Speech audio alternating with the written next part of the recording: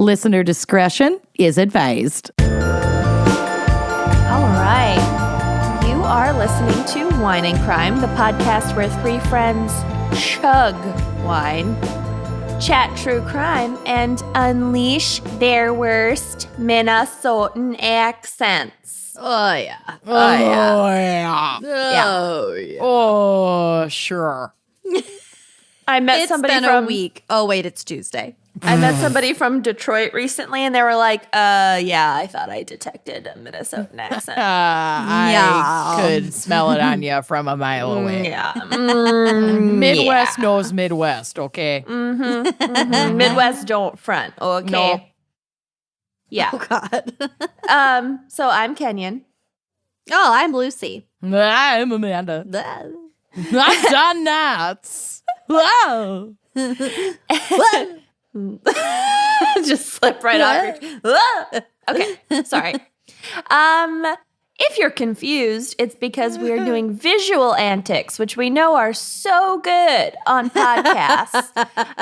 But we are recording this as a video episode, so if you support us on Patreon at any tier level, Then you would know I was just yawning. yeah, then you could see Amanda's roots. You could See my pores. could see the sweaters that have grown on my teeth during quarantine. Well, that's you could brush them. I could. I'm kind of they're my lucky teeth. No, I'm kidding. Wait. I brushed- My lucky plaque. These are my lucky teeth. Oh, wow. Anyway, so if you want video episodes, support us on Patreon. Wine and Crime Pod. $1 a month on up gets you full access to all of that bonus content. Mm-hmm. Okay, so we have a very special fan pick this week, brought to you by Brooke Busone. Busoni. Gary Busoni. Yeah, there's no way to Sony. Mm-hmm. And I gotta catch the bus at 1. Oh, okay. Bus. Okay. Yep. Booze. I was like, we get it. You have an alibi. 1 p.m. We get it. You have a hard out. I The wish. episodes will take as long as they take, okay? I wish I had a hard out. I know. You can never fake a hard out with the two of Can't. us. No. I've tried. It didn't All right, work. Track each other's movement. So Brooke has selected the topic of gateway crimes, I which love I it. love. Yeah. So basically, you know how we call folks who turn on other folks to our podcast, we call them our gateway gals, any gender. Can be a gateway gal or guy or neither or both. Or Gaia. And so we appreciate that. Tell all of your friends and loved ones and even strangers about the podcast. Stop strangers on the street and scream at them about wine and crime. Yeah. And Rothy's. Yes. Have you heard of these stylish, sustainable shoes and bags from Rothy's? As featured on the Wine and Crime podcast, a true crime comedy show. We're 3 friends, chug wine. Yeah. You basically just nailed the only conversations I ever have with people. Yeah. So, Brooke's idea for this special fan pick topic was in that vein. So basically, Brooke wants to know the crimes or types of crimes that were our gateway into our love of true crime. So what got us first hooked, basically. Oh, yeah. I'm so excited about my case. So I'm really excited too. So Amanda, what is our wine crime pairing for gateway crimes? Well, I thought I would torture all of our listeners without participating myself, mind you. Classic. Because, it's 1/3 my show. So Have you do aged whatever I out want. of I this pairing? fully fucking aged out of this. But I have You've paired paid this- your dues. I have. I've paired this episode with Boone's Farm Strawberry Hill. Wow. Yep. This was the first wine I ever got truly drunk on because I used this to play beer pong in college since I hated beer. Yep. So I'd fill my cups with Boone's Farm Strawberry Hill. Sure did. She remembers because she was there. She's the only one who remembers. Probably. Because I drank beer. Yeah. You and Nicole drank beer. I brought my own Boone's Farm that I used my sister's old ID to buy from this like one random liquor store off of like New York State Thruway exit 17 that never carded. God bless. I knew where to shoot my shot. Yeah. So this wine is the literal worst and is literal candy. You know, if I didn't already have diabetes when I was drinking this in college, I would assume that's where I got it. Right. So I you can't picked drink it up. I aged out. I can't drink it these days. No. I won't be drinking it today. I am, however, drinking something equally monstrous, a Monster Max Zero Sugar energy drink. I don't even know what that is. This is, everyone on Instagram keeps asking me how I've been able to do like round the clock home projects for the last You 5 sound days. like an influencer. I Yeah, know. you do. Everyone on On Instagram keeps Instagram. asking me, and my secret is Is this Monster random energy drink. No, but seriously, like my blood is like 90% Monster rehabs right now. I worry about your health. Yeah. I mean, who doesn't? Anyway, so I had to be true to my roots. Strawberry Hill is described as, quote, an American original, country style, premium quality, citrus wine with natural flavors. I won't say what they are, but they're natural. A refreshing taste of lush, ripe strawberries. May not contain strawberries. May not contain actual strawberries. This product does not contain actual strawberries. But may contain nuts. It definitely contains these nuts. And And is not vegan. No. But we're not going to tell you why. right. Wink, wink. Pig's blood. It also has a very low ABV. So I don't know. Where's the payoff? I don't know how I ever got drunk off of this. This is only It's 7. it's literally a gateway, gateway wine. alcohol. Yeah, if your It's- tolerance is so low. True. Right. It's like It's how I used to drink 7.5%. Smirnoff Ices. They taste like Yes. laundry detergent, sweet laundry detergent. delicious Tide Pod challenge. They do taste like laundry detergent. They do. Yeah. Dryer sheets. Yeah. Liquid dryer sheets. Yeah. But yet so appealing when you're 18. True. Yeah. Yeah. And Yeah. this wine is a cracker because it would probably be a hate crime against wine to put a cork in this garbage. And Lucy has graciously offered to crack an entirely different wine because she also won't touch this with. She wouldn't drink this wine with my fancy. mouth. Look at that fancy shit Lucy's got. This I wine love it. was $5 off at the grocery store. So You I bought two. saved. You saved the amount of the price of Boone's Farm Strawberry Hill True. Yeah. per bottle. It all connects. They were $4.79 off. I am Get it. drinking the 33-year-old. I'm 33, right? Yes. Yes. I am drinking the 33-year-old It took me. 33-year-old version of Boone's Farm, which is the Ruby Grapefruit White Claw. Yum. My secondary drink is a tangerine White Claw. Yum. Would Anyway. you look at that? We are going off the rails. Let's do this. Love Ready? it. Yes. I also shouldn't have painted my fingernails during our wine segment, so here we go. Oh, okay. Oh. Oh. It was like a clink more than a It had crack. an after crack. Wet nails pop. Yes. Yeah. Crack. I love All right. it. Oh yeah, wet nails crack. Cheers, everyone. Well, cheers. Cheers. Hopefully I don't get sick from this combo of White Claw and Sauvignon Blanc. You'll be fine. Nah. Oh, also a drink that was presented to me by friends a few weeks ago.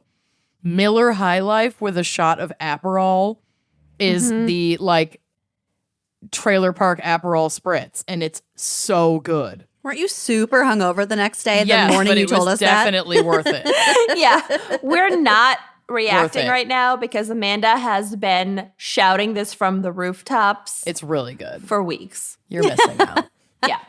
You are missing out. I'm not an Aperol gal. Oh, I like Aperol. I'm not a Michelob gal.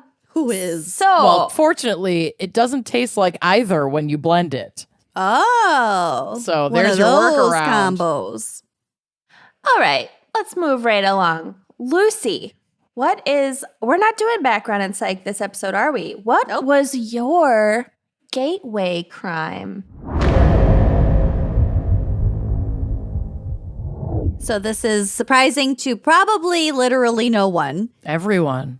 But at a very tender age, I was transfixed by the story of the Donner Party. Oh!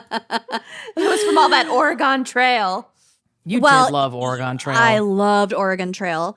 I also think I must have seen like a black and white photo of some of the members, which is creepy enough. There are plenty of examples on the drive, which will be on the blog for you. Thank God. But I also remember asking my dad about it, and he is both blunt and also knows a lot about history. So he told me the full story. And like it got to the point where I was like seeking out books on the Donner Party at the library. I know there was at least one at our elementary school. There was probably a book shouldn't have at your been there. elementary school library? Probably. Yeah, but it didn't go into all the details. It was just like, these were American pioneers. Who Did ate not each give me other. the details I was looking for. I was also really into sea monsters at the time, just as a side note. So this isn't a crime per se, but I suppose today they could be prosecuted for like abuse of a corpse and trespassing. It's spooky little bitch territory. It I totally think it totally is. counts. Survival. Yeah. Yeah. Yeah. It's survival cannibalism. So the most exciting kind, I think. Well, the most justifiable kind, for sure. You're coming from the perspective of your own culture. I am. So here's the story. In the 1840s, a ton of European settlers were moving west to resettle in the Oregon Territory and California. So it's like heavy manifest destiny days when they thought that they had absolute God-given rights to any land that they fucking wanted. Because they were white. And they were obligated to settle it.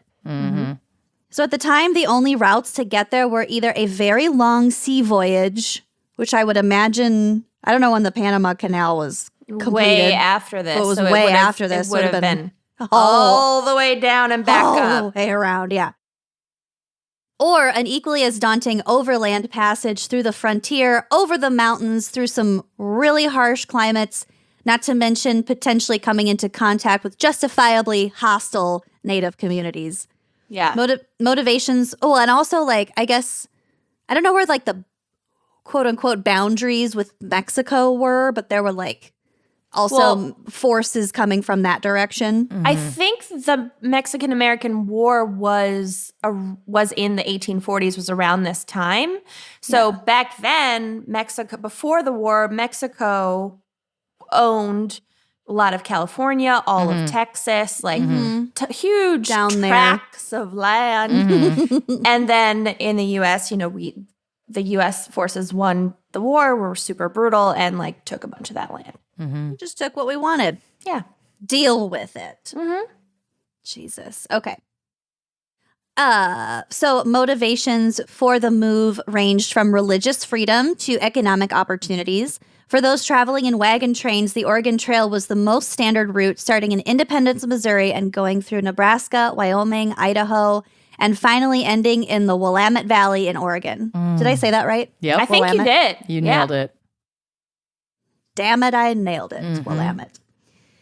The parties traveled about 15 miles per day average, so the journey took somewhere between 4 to 6 months. So as you can imagine, they had to time this out pretty carefully to avoid, you know, winter. Yeah.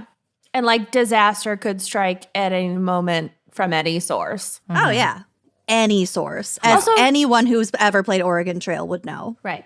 15 miles a day, too. Like, yes, like the other day, Sunday, we took the dog for like a long walk in the park, whatever. And I got like 6,000 steps that day, and I was like utterly exhausted. 15 And it's miles like a day quarter mile. is crawling. That's a crawl. Thank you. Yeah, it's like 15 I could miles a day?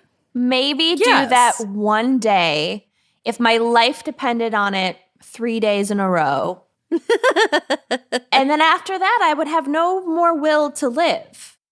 Well, keep in mind the only ones walking that whole way usually are the animals. You're riding in a wagon That's true. because you're That's- pregnant and nursing. Oh, God. I'm Because that's just the only nauseous use the for whole you. time. Yes. Yeah. Not enough Dramamine in the world. Or No. Lexapro. Ugh. Right? No.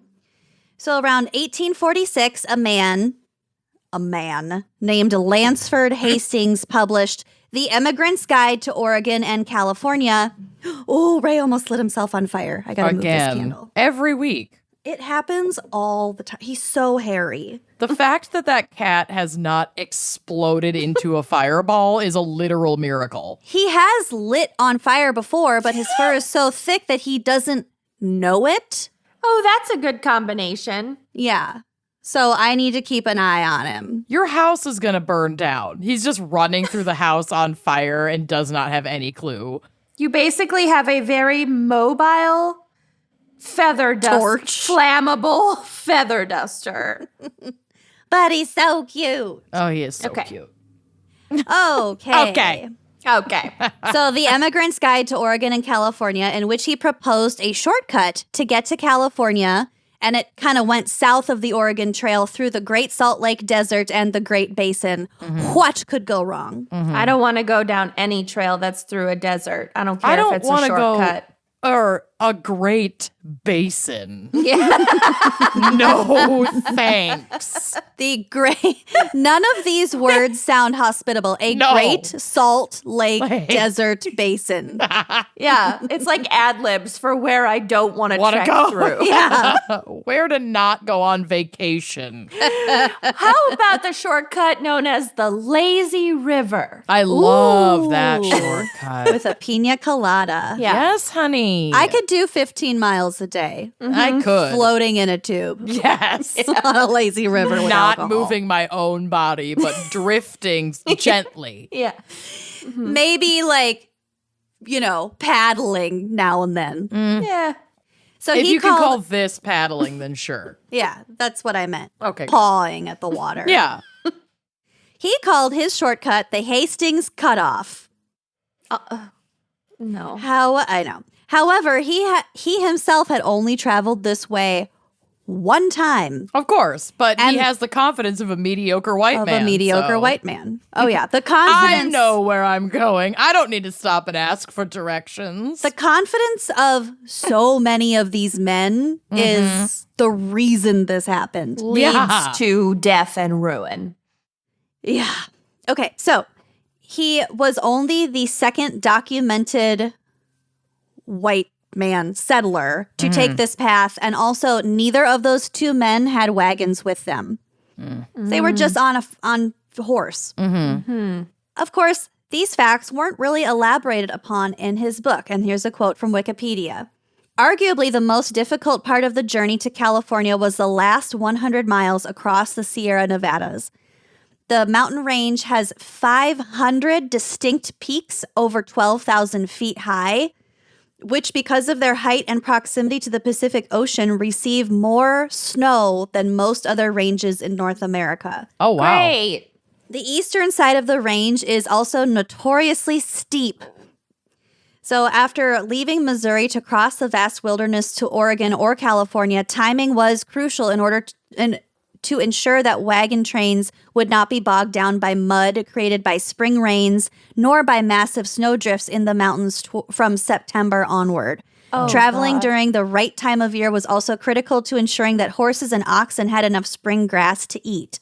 And we all know that weather is super easily predictable. Right. Yes. And never throws curveballs. They did Never. not have Sven Sundgaard in 1846 to tell them what's coming round the mountain. Mountains. And thus the stage is set for disaster. In In the spring of 1846, nearly 500 wagons set out from Independence heading west. At the rear of the caravan was a group of 9 wagons. Okay, there's a lot of numbers and a lot of names. So just kind of I'm gonna zone out. See you on the other side. It's not super important to keep track of exactly all of this. I'll kind of help us kind of keep up. Cool. But there are some specific characters which will crop up. At the Later. rear of the caravan were 3 drunken women. Oh, God. Who Josie. heckled the men as they made their way through the territory. I don't see any men who decided at the last moment that it probably isn't worth it, and they just went back to bed in Independence, Missouri.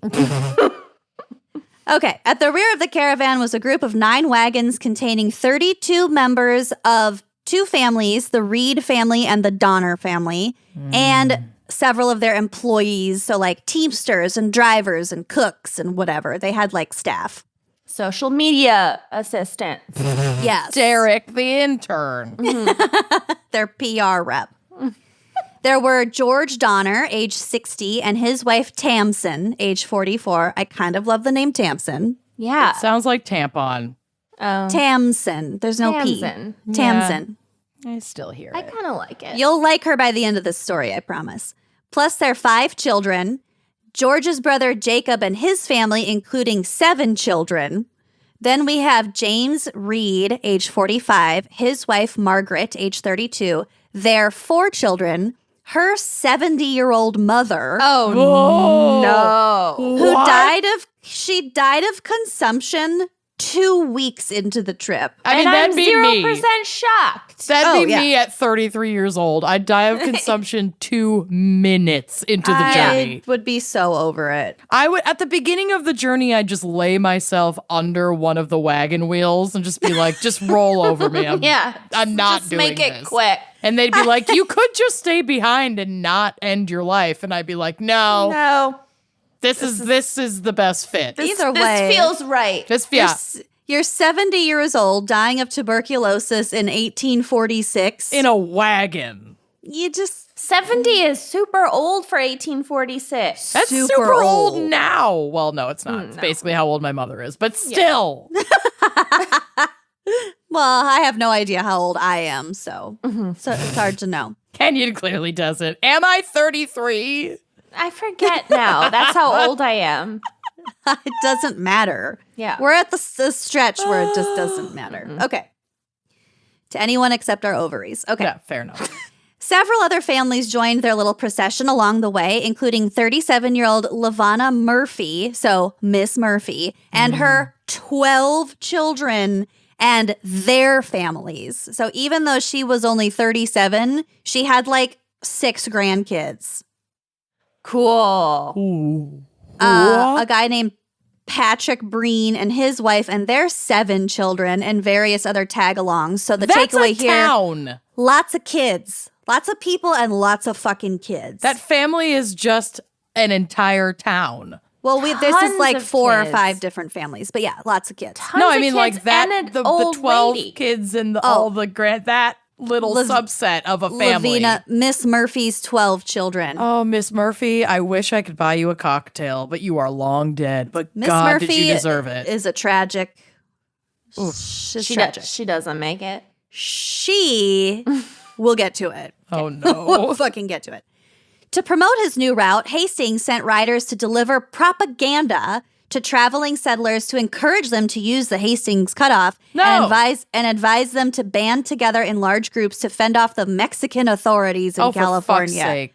Yeah, because Most- that's going to be your biggest risk through this whole endeavor. So I think from certain things I read, the trading post that was like right at the beginning of the Hastings cutoff, I think that he earned some money based on how much that trading post earned. Yeah, so he was trying to, get signups. Yeah, It's an MLM. it's an MLM. Basically, It's the first American MLM. He was financially invested in people using his trail. in people sure. starting, but not in people finishing Right. the trail. He just has to get the sign up. He does not have to get the follow through. True.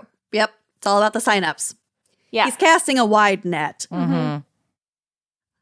Okay, so most of the wagon train at this point decided to follow the established Oregon Trail route. The rest of them decided to head south to Fort Bridger, so that's the fort, to check out this new route and to theoretically cut 3 weeks off of their journey.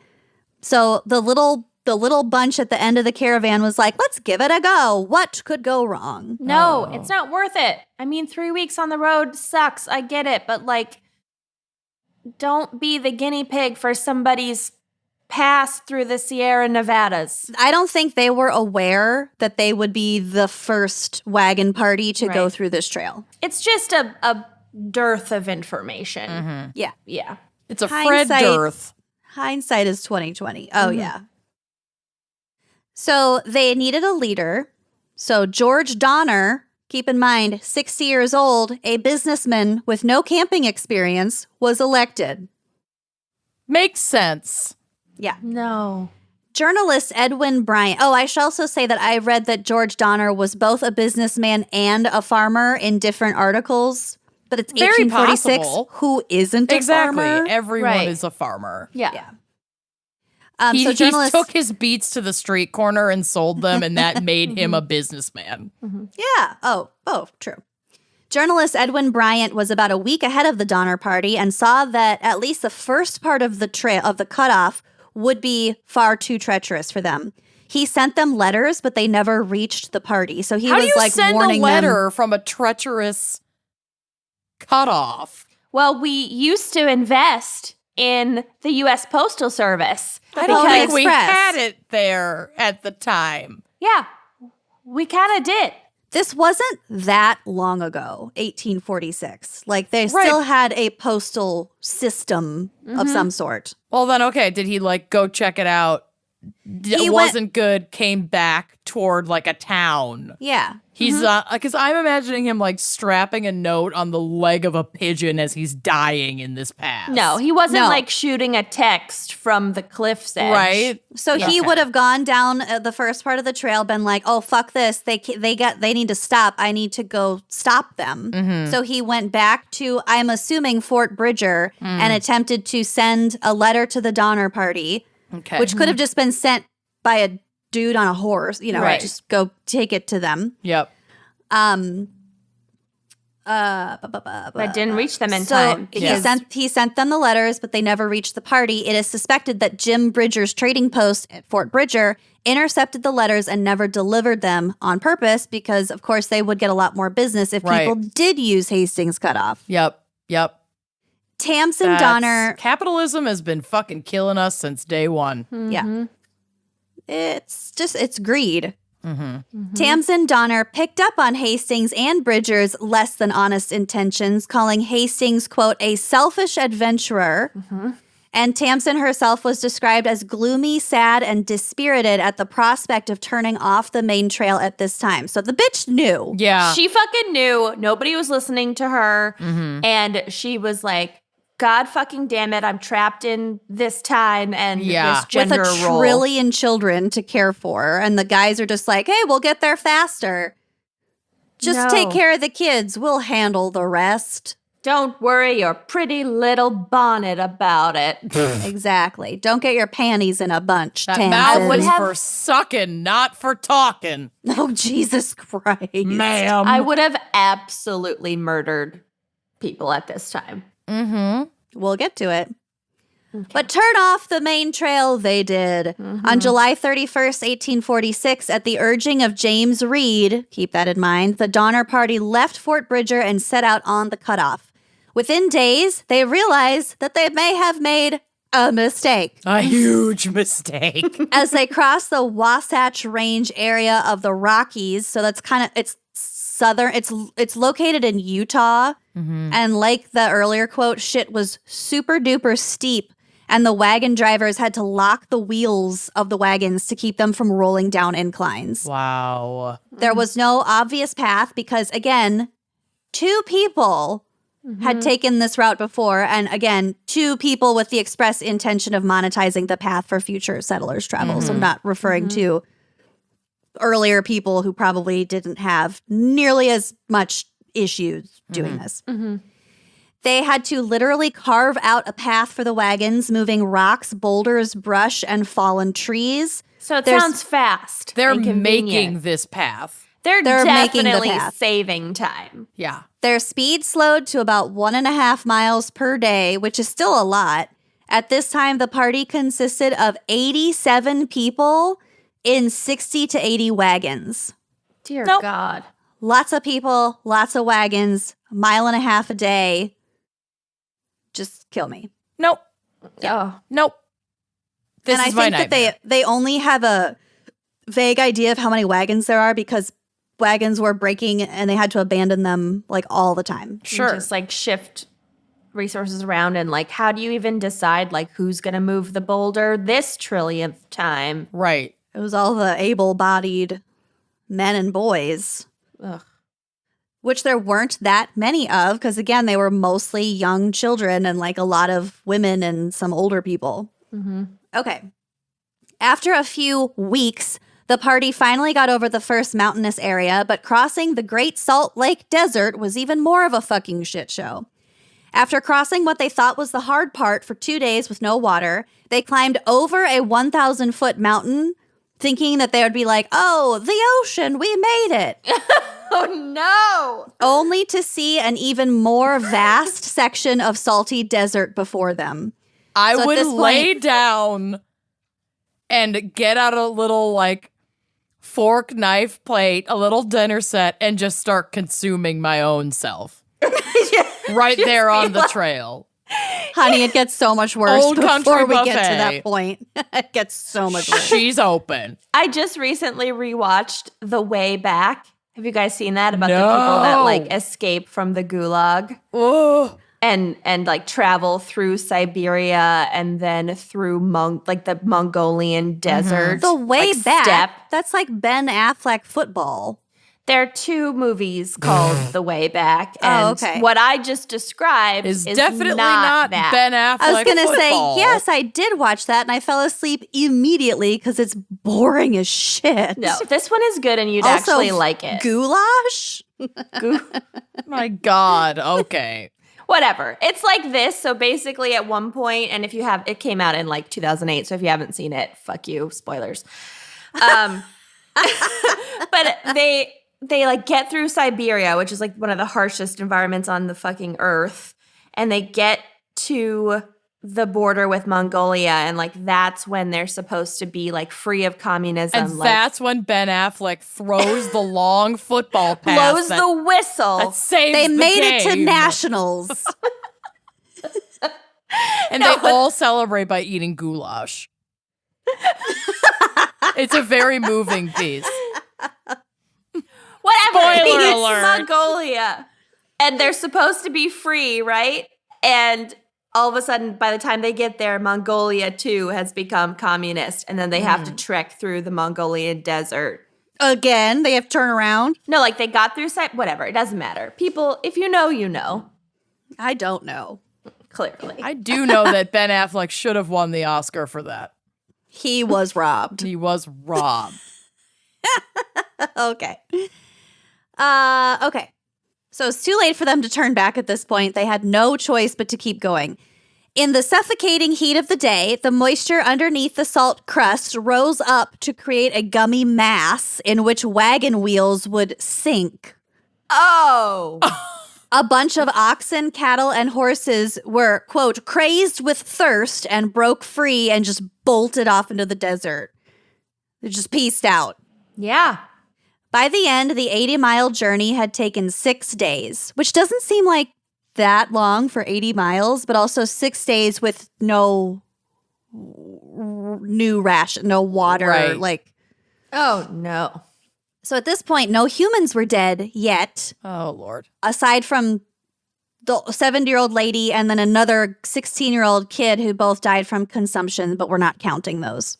Yeah. And we both know that, or we all know that tuberculosis is not wildly contagious or anything. So it's fine. Yeah. We're not going to worry about So those. it's a That's healthy fine. bunch It's not the COVID-19 of the of 1840s. the time. Yeah. Mhm. Okay, so everybody was fucking pissed at Reed.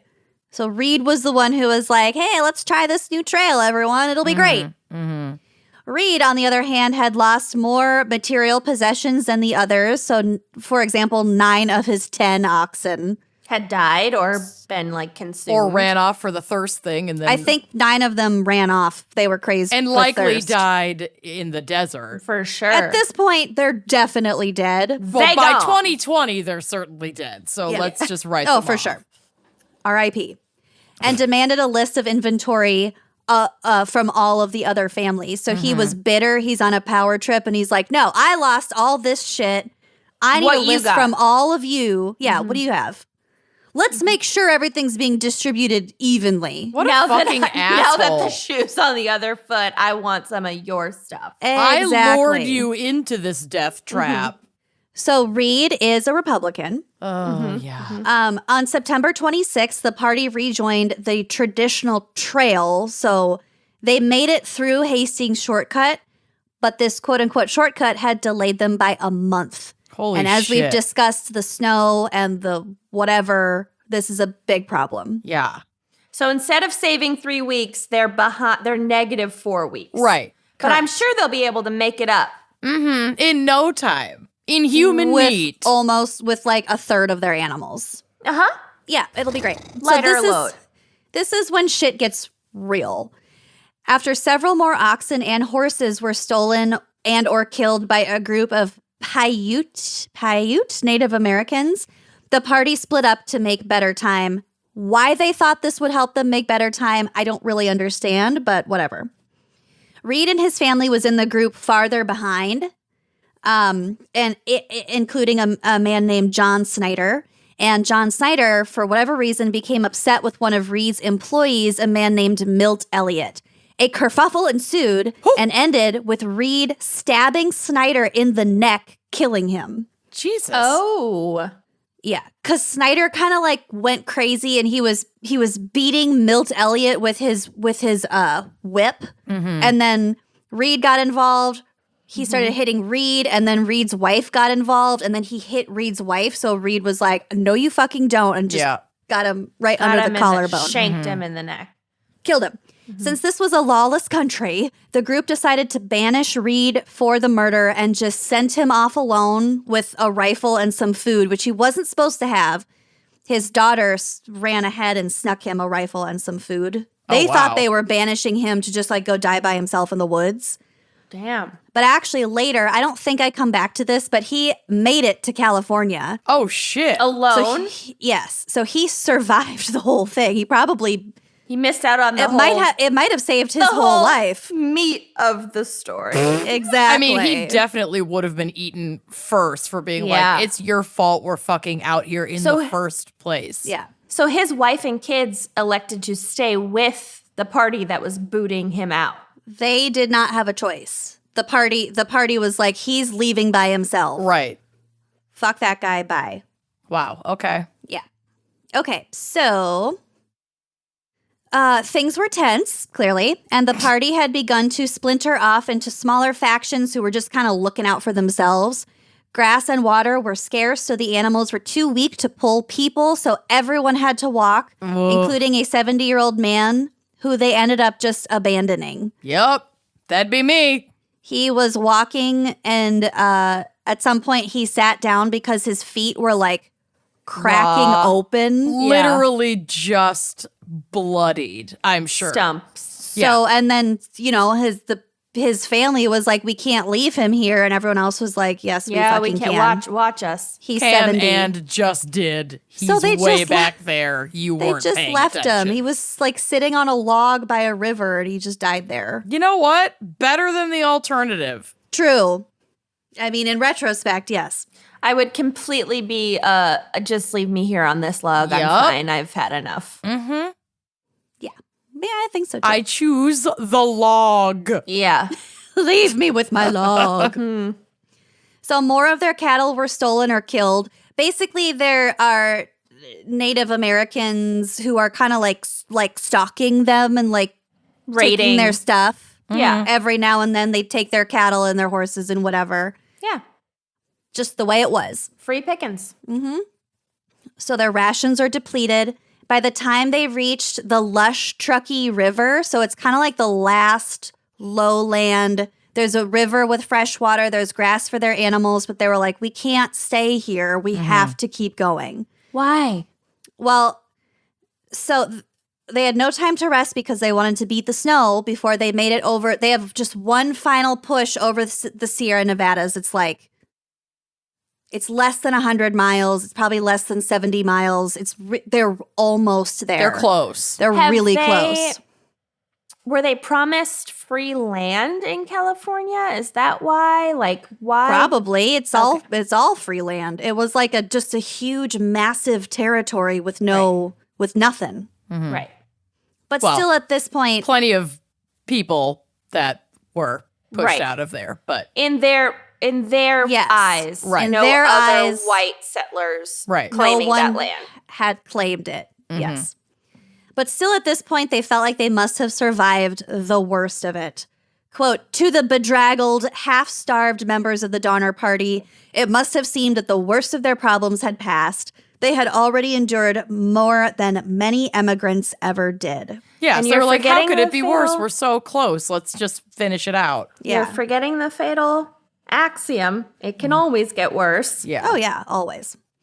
So at this point, it's October 20th. They had been told that the pass through the Sierra Nevadas would not be snowed in until mid-November. Probably another prediction by a confident white guy. Never a guarantee. That is not a guarantee. We So had they're a like, crazy wow. snowstorm in Minnesota on Halloween. And if you're actually from Minnesota, you know about it because we never shut up about it. So they're like, cool, we got a month to do this.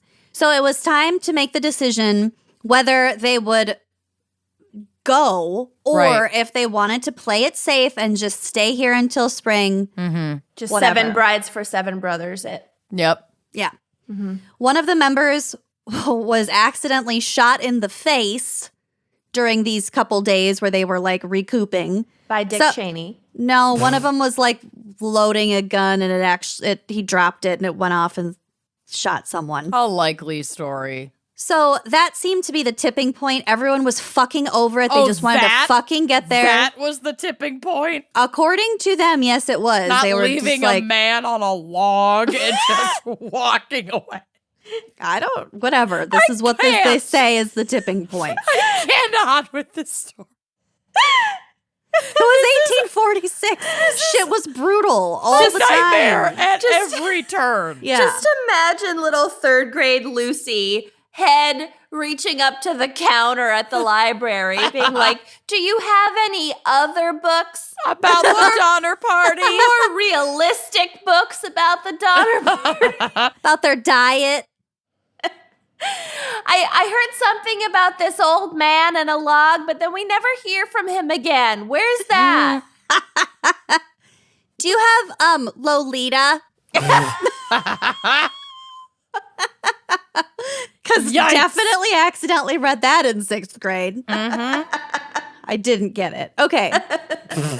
So everyone is over it. So the caravan departed once again with the Donner family bringing up the rear. So the Donners are the last in line. Then it started snowing. Oh no. Well, After- wouldn't you just know it? 1 month early. Yep.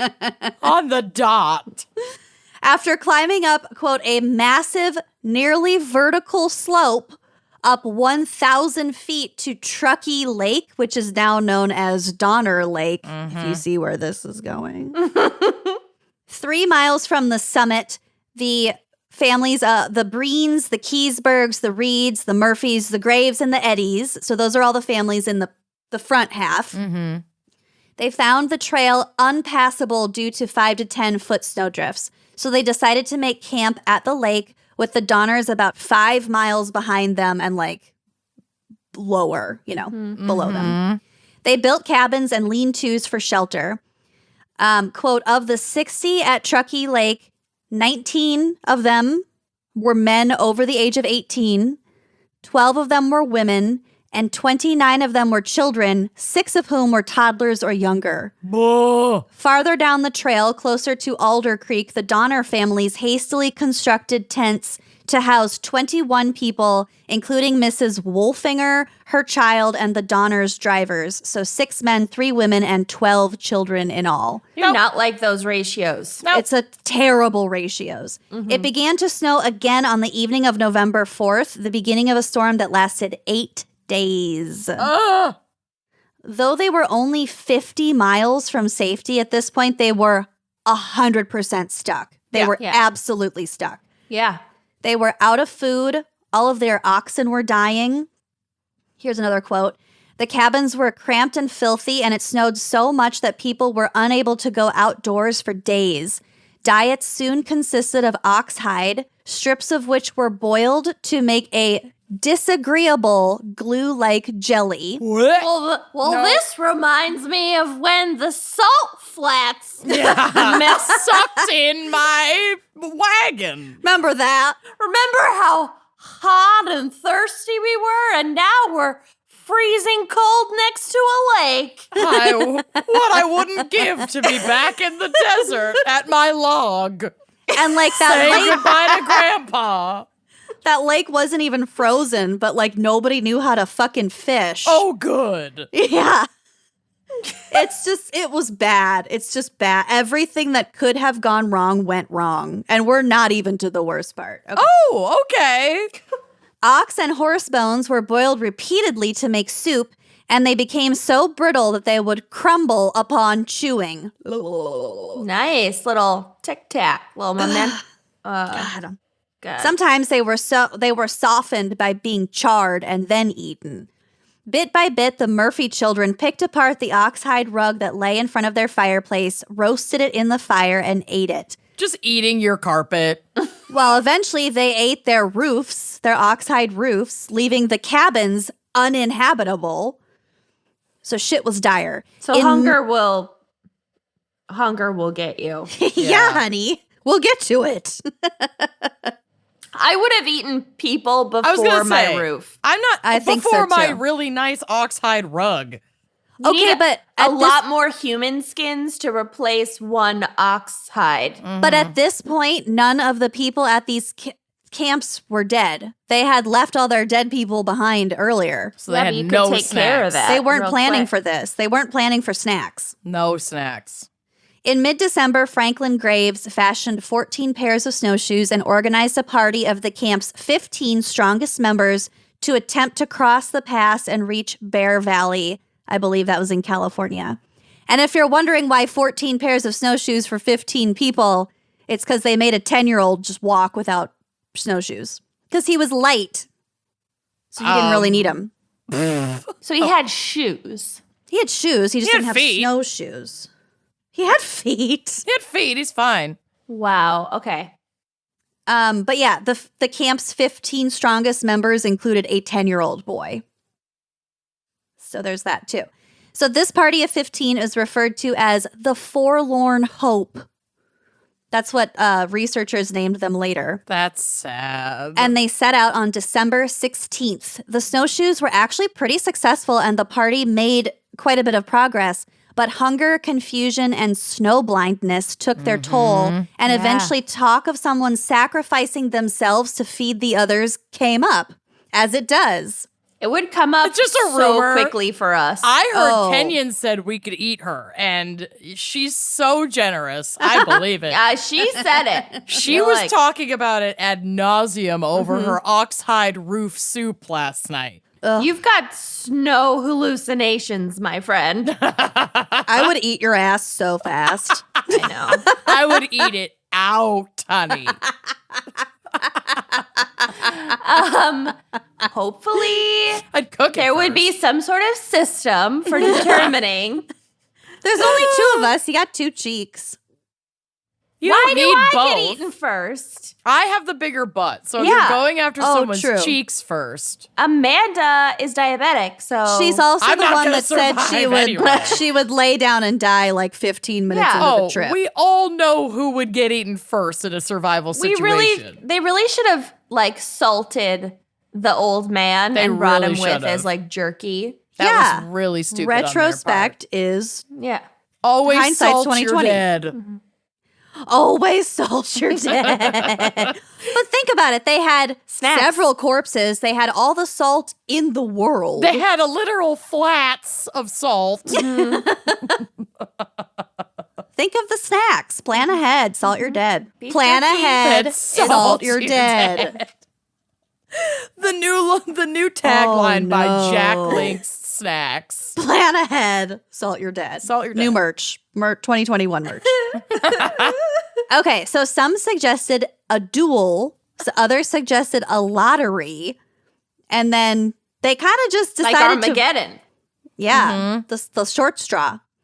They kind of just decided to wait it out until someone just died because it was just a matter of time. Honestly, that's probably how we would do it. Yeah. Yeah, so like that night, a blizzard came and Antonio, the animal handler, was the first to go. God made the decision for them. Yeah.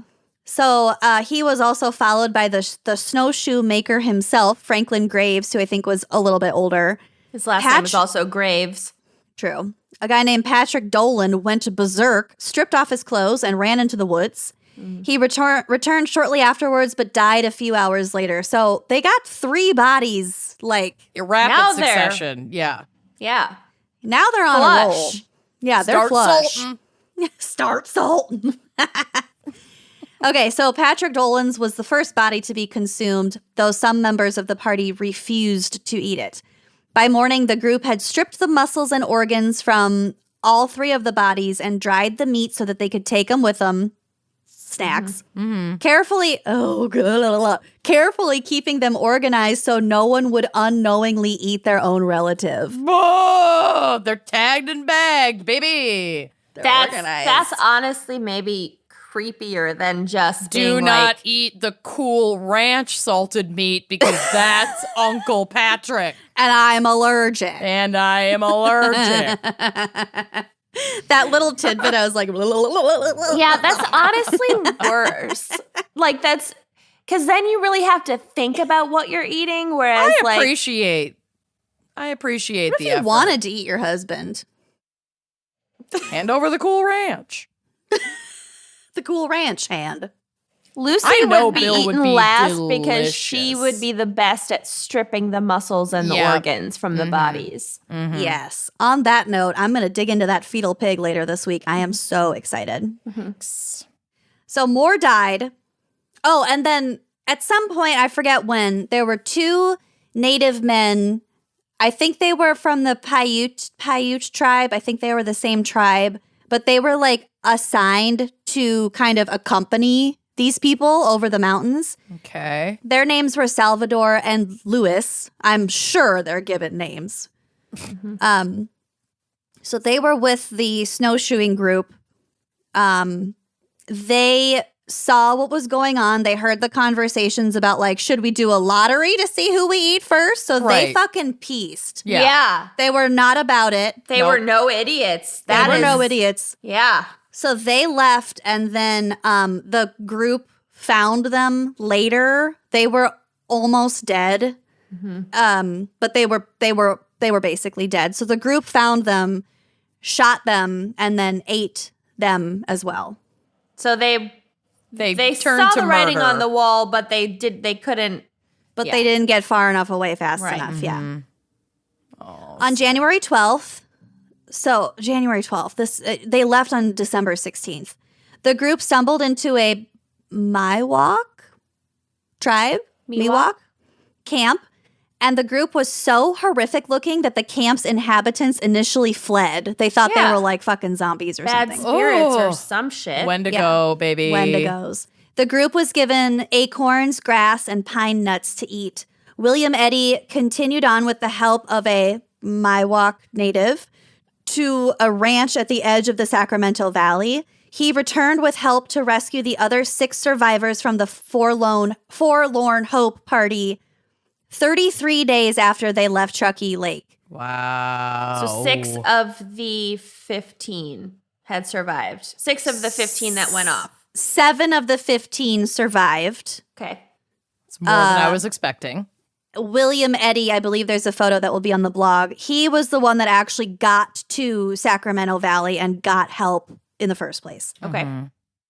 As for the others who stayed at Truckee Lake, at this point they were eating their pack animals, their dogs, the roofs of their shelters, mice that snuck into their cabins, tree bark, and bones.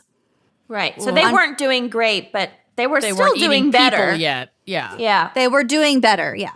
On February 4th, a rescue party left the Sacramento Valley, arriving at the camp on February 18th. So it took them 2 fucking weeks to get up Just to that rescue mountain, them. just to get to the camp, yeah. When they arrived at the pass, they began to shout. Poor Mrs. Murphy appeared from a hole in the snow, stared at them, and asked, "Are you men from California, or do you come from heaven?"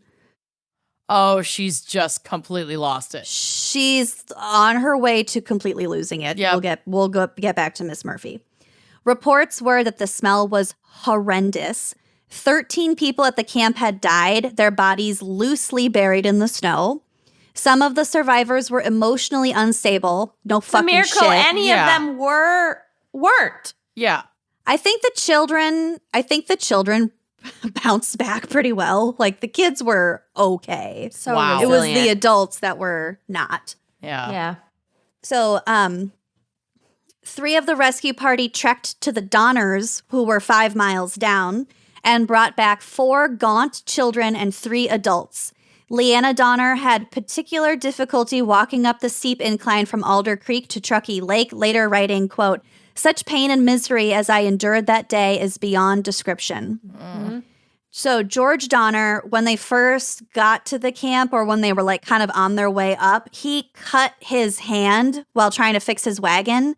And at this point, his whole arm was gangrenous, Yeah. Oh no. and he couldn't move. And his wife, Tamsin, refused to leave him behind because she's a badass. So she was like, "I could be rescued, but no, I'm going to stay with my husband because he will die if I leave." Oh my So God. she's like, "Take my kids, take these other people. I'm staying with my husband." Bill, I love you, Tamsin but I'd Donner. I'd leave. leave. Bye. Tamsin Donner really loved her husband, whereas Reed's wife was like, "Okay, bye." Yep. At least he survived. I even though don't he's a know piece of shit. I think, well, Reed survived, and I'm pretty sure his whole family survived. So in the long run, she made the right call. Bill just overheard me saying that and texted me from his office. Why are you leaving? Didn't we just buy a home together? Gotta walk to California. Bye. I'm just going to leave you if your arm falls off in the Donner Pass. The gangrene. Okay. Don't repair any wagons. You're fine. It's fine. Neosporin. Salt Okay. your meat. So, sure, me. He Salt texted your me, dad. sounds good. Okay, so in total, 23 people left with that first rescue party, leaving 33 behind to be rescued later, theoretically. Oh, wow. The trip back down the mountain was dangerous, with several of those survivors dying on the way down. Once they got to Bear Valley, Jacob Bear Donner's, Valley. that's just the closest place. Okay. Yeah, but like even that is treacherous sounding. I know. It's gonna walk through salt flats And the into Great Basin Let's and call hope to be rescued in Bear Valley. Let's call it Teddy Bear Valley. But Bernstein here Bear in Teddy Valley. Bear Valley, Jacob Donner's 12-year-old stepson, William Hook, broke into a food storage and literally ate himself to death. Because he ate I mean, too also quickly, high. and that's how he died. Yes, he survived me. this whole fucking thing only to eat himself to death once he got to safety. Me every Thanksgiving. Oh, Isn't that tragic? That's so fucking sad. how So does ironic. I mean, I feel like I don't understand the mechanism of how that could happen. Although it makes perfect sense that it could happen. I mean, it has a lot to for do like with water, but How like your body and your metabolism slow so much to accommodate how little food you're taking in. He's been starving for and then when you months. overwhelm your system like that. no, it with- makes Yeah. sense. But like, I just want to know the mechanics of it more in detail. But I don't understand. it was science, probably so I never something will. like Google it. kidney failure. Yeah. Some sort of failure because it's overloaded. He didn't like explode or anything. I mean, he might have. There's no way to know. I'm going to Google it. Okay. On March 1st, these dates blow my mind. Okay. We're in March already. Yep. The second rescue party arrived at Truckee Lake. No one had died in the interim, but people were still fucking losing it, and they had also started to eat the dead. Mm-hmm. They rescued a few more people. Again, Tamsin refused to leave her husband. Honey, go. Well, he's still alive, so she's thinking that, eventually they'll both get rescued. No. We'll get to it. No. At this point, there are only a few remaining people at Truckee Lake, including German immigrant Louis Keseberg, who has sort of become the villain of this entire story. And here's a quote from author Michael Wallace from a National Geographic article. I'm positive a lot of this is exaggerated, but it's like fucking creepy. Okay. Okay, so this is about Kreisberg. He was Creepsburg. He was a sharp-tempered fellow who was sometimes abusive to his young pregnant wife. Cool. Great. He was also accused of plundering Indian burial sites. Great. Cool. When the fourth rescue party reached him in April 1847, this is the last rescue party, he was the only survivor. Mm-hmm. He was reportedly found with a cauldron of cooked flesh and discarded bones. And he's just plump. He's the guy on on Lost who is like always larger than every other member of the cast. I liked him. Mm-hmm. He was nice. He was nice. I'm having fun. We have fun here at Donna. I love that for you. At Lake Truckee. So there were even some rumors of some of the surviving children that he had there were even rumors from some of the surviving children that he had taken one lad to bed with him to comfort him, and the next morning the boy was dead, hung up on the wall of the cabin like a slab of meat and later eaten. Uh-huh. So he's just ticking every box of a despicable human. Yep. Yeah, but again, I'm sure a lot of this is exaggerated. The journalists of the day feasted on all of this. Sensationalized stories, often filled with outright lies. They nicknamed Keseberg, quote, the human cannibal, which is redundant. Mm-hmm. Whatever. It was said that the most egregious part of all of this. That's where you lose her. You know what? This is too much for me. You've just lost all credibility as a journalist. It was said that he actually relished the taste of human flesh and that relished. Gentlemen's relished. And that when rescuers offered him alternative protein, he refused it, saying, "Oh no, I like this better." Yeah, that's gotta be fake. Uh-huh. Many of those stories are suspect. So this is again the quote. So I don't think Keseberg is someone to champion. Though I don't think Keseberg is someone to champion, I do believe he got a fairly raw deal, which I can agree with that assessment. Yes. It's a lot of... There's too much pun happening here. We have pun here. Uh-huh. We have pun here at Wayne and Craig. On April 29th, 1847, Keseberg was the last member of the Donner Party to arrive at Sutter's Fort. Of the 87 people who entered the Wasatch Mountains, 48 survived. Only the Reed and Breen families remained intact. So again, Reed, the guy who was banished. Wow. They get to Sacramento and he's like, "Oh, hey guys. Hey. We all made it. Thanks for taking care of all my kids." Oh, I forgot to tell you about Mrs. Reed. What took or you Mrs. so long? Murphy. There was some report, I thought I included it in here, but I guess I didn't. One of the rescue parties, I think it was the third one, when they got back up the mountain, they like found Mrs. Murphy and she was like breastfeeding one of the babies, and she had like 10 kids in her cabin and they were all fucking filthy. They hadn't been washed in like weeks, and she just had this vacant fucking look on her face, and she was like mostly blind from like I'm assuming the snow. Poor thing. Yeah, well, you can also just get like night blindness from starvation, malnutrition. Right. Yeah. So she couldn't see, she's breastfeeding, everyone's filthy, and she's just like losing it. Yep. And she ended up dying. Through all that. Yeah. So the children of Jacob Donner, George Donner, and Franklin Graves were orphaned. William Eddy was alone, and most of the Murphy family had died. Only 3 mules reached California. How the fuck did they know that? The remaining animals perished. Most of the Donner Party's members' possessions were discarded because once everyone was rescued, they sent up another party like later in the summer To get their shit. well, to dispose Search of for the human survivors. remains. Yeah, They assess knew that everyone was gone, but they were just kind of figuring out what the fuck.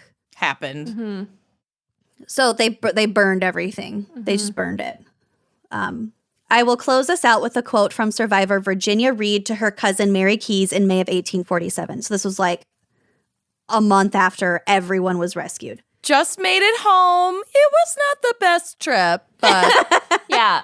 A little bit Picked of up turbulence. picked up some tchotchkes for you and the kids. Got you a seashell. Mm-hmm. I ate it.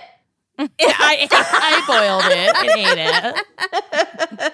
Well, I had brought you some wild rice, but I ate I it. got a little peckish. I ate it. I vomited it up. I ate the vomit. Oh, Jesus. Okay. Quote, I have not wrote to you half the trouble we have had, but I have wrote enough to let you know that you don't know what trouble is. Yeah. But thank God we have all got through, and the only family that did not eat human flesh, which I feel like was a lie, but whatever. We have left everything, but I don't care for that. We have got through with our lives, but don't let this letter dishearten anybody. Never take no cutoffs and hurry along as fast as you can. Wow. Still encouraging people to follow them. That's bonkers. But don't take no cutoffs. Don't take no cutoffs. No shortcuts. But So- head on out to California. It's great once you get here. My mom's favorite shortcut back when she lived in the last place that she lived shaved like maybe 3 minutes off her trip from like Target back home. Hey, that 3 minutes adds up. Sure. Unless and until your shortcut involves a set of train tracks, and every once in a while, a train actually comes by, and then you are sitting there for 40 minutes. That's Yeah. the worst. So she would save 3 minutes most of the time, and then every once in a while, Erase the progress. yep, That's my kind of gamble, though. no I was behind- payoff, huge I was- risk. No payoff. I was behind a Big train. risk, no reward. I got cut off by a train last summer that just stopped in Oh, yeah. front of me, and it never moved again. Yeah. I had to make like a 20-mile. I had to circumvent it like by a long fucking shot. Anyway, that is my gateway case. Thank you for listening. You can't really complain about that train cutoff situation after telling this story of the Donner Party. It was less of a complaint and more of just information. An observation. Commiseration. Well, Sponsors? Jack's Links Jerky. Salt your dead. Salt your dad. Think ahead. Salt, your dad.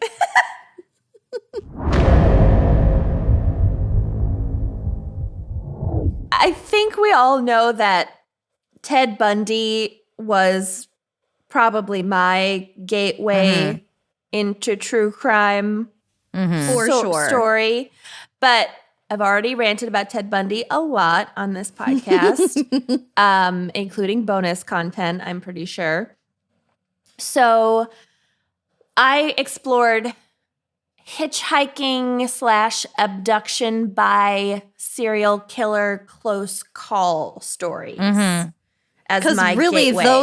those are your Yep. gateway flavor. That's Yep. my gateway. I think it's because my mother instilled so many stories in me of like hitchhikers who were like captured and then like Oh, yeah. there was a door handle missing and then they couldn't get out of the vehicle and they steered themselves into a tree and escaped. And Wasn't was a her l- friend in a situation like that? yes. And so she told me about that story a bunch and it just was like seared just into my stuck there. brain. Yeah. Yeah. Too Yeah, scary. Yeah. So, and I have a horrible fear of driving. So I also have a horrible fear of you driving. Would that lead you to hitchhiking though? no, just cars in general. Okay. In the summer of 1978, Felicity Nightingale, such a beautiful name, a 20-year-old British woman, was spending the summer living and working in a small village in Wales. The public transportation in and around the village was unreliable at best. It depends on, like, how many sheep are blocking the road or whatever. How many geese? My Welsh sheep. Dog. How many Yorkshire vets are blocking the road? And Felicity didn't have a car, so she began hitchhiking because it seemed like the best option for getting where she needed to be on time. And it's important to remember that hitchhiking wasn't uncommon at this time or in this area. It's 1978. It was a different time. And for the most part, Felicity actually enjoyed it. She liked chatting with the people who picked her up, which I fucking hate. Please, quiet, please. Quiet and air conditioning, please. Mask up. She liked the chatting. She liked meeting the people. She remembers kindly strangers regularly driving out of their way just to get her to her destination. Wow. So lots of neighborly, friendly shit. Sounds Minnesotan. Yeah. She even enjoyed some of the scarier experiences. So she wrote in a personal essay for The Guardian that, quote, once I got in the cab with a young lorry driver who careened along at 90 miles per hour to frighten other drivers, but I wasn't scared. I felt indestructible and free. Nope. So she rode with Amanda once, Nope. and it made her feel alive. Going way, way more than 90 miles an hour. 90 was like your average speed on the New York State Thruway. 90 is like, get out of the left lane. What are you doing? Yeah. We made record time across the state of Texas last And summer. have I ever gotten us pulled over on tour? Nope. You got really lucky. Okay. Nope. I'm very good. Very good. Really tough to warrant pulling over a minivan. Exactly. Hide in plain sight. So Felicity spent that in. I've actually been pulled over in a minivan. I was not driving, but a friend of mine was driving, and we were on spring break down in Florida on our way to Key West. Daytona Beach. And she was not speeding either. We were in like a little town. We were picking up sweet tea from the McDonald's drive-thru. Just transporting opium. It's fine. It wasn't even that big a deal. Calm We were down. in a minivan. It's college antics. No, we actually weren't doing anything wrong at that time, although all of us were only in our bathing suits.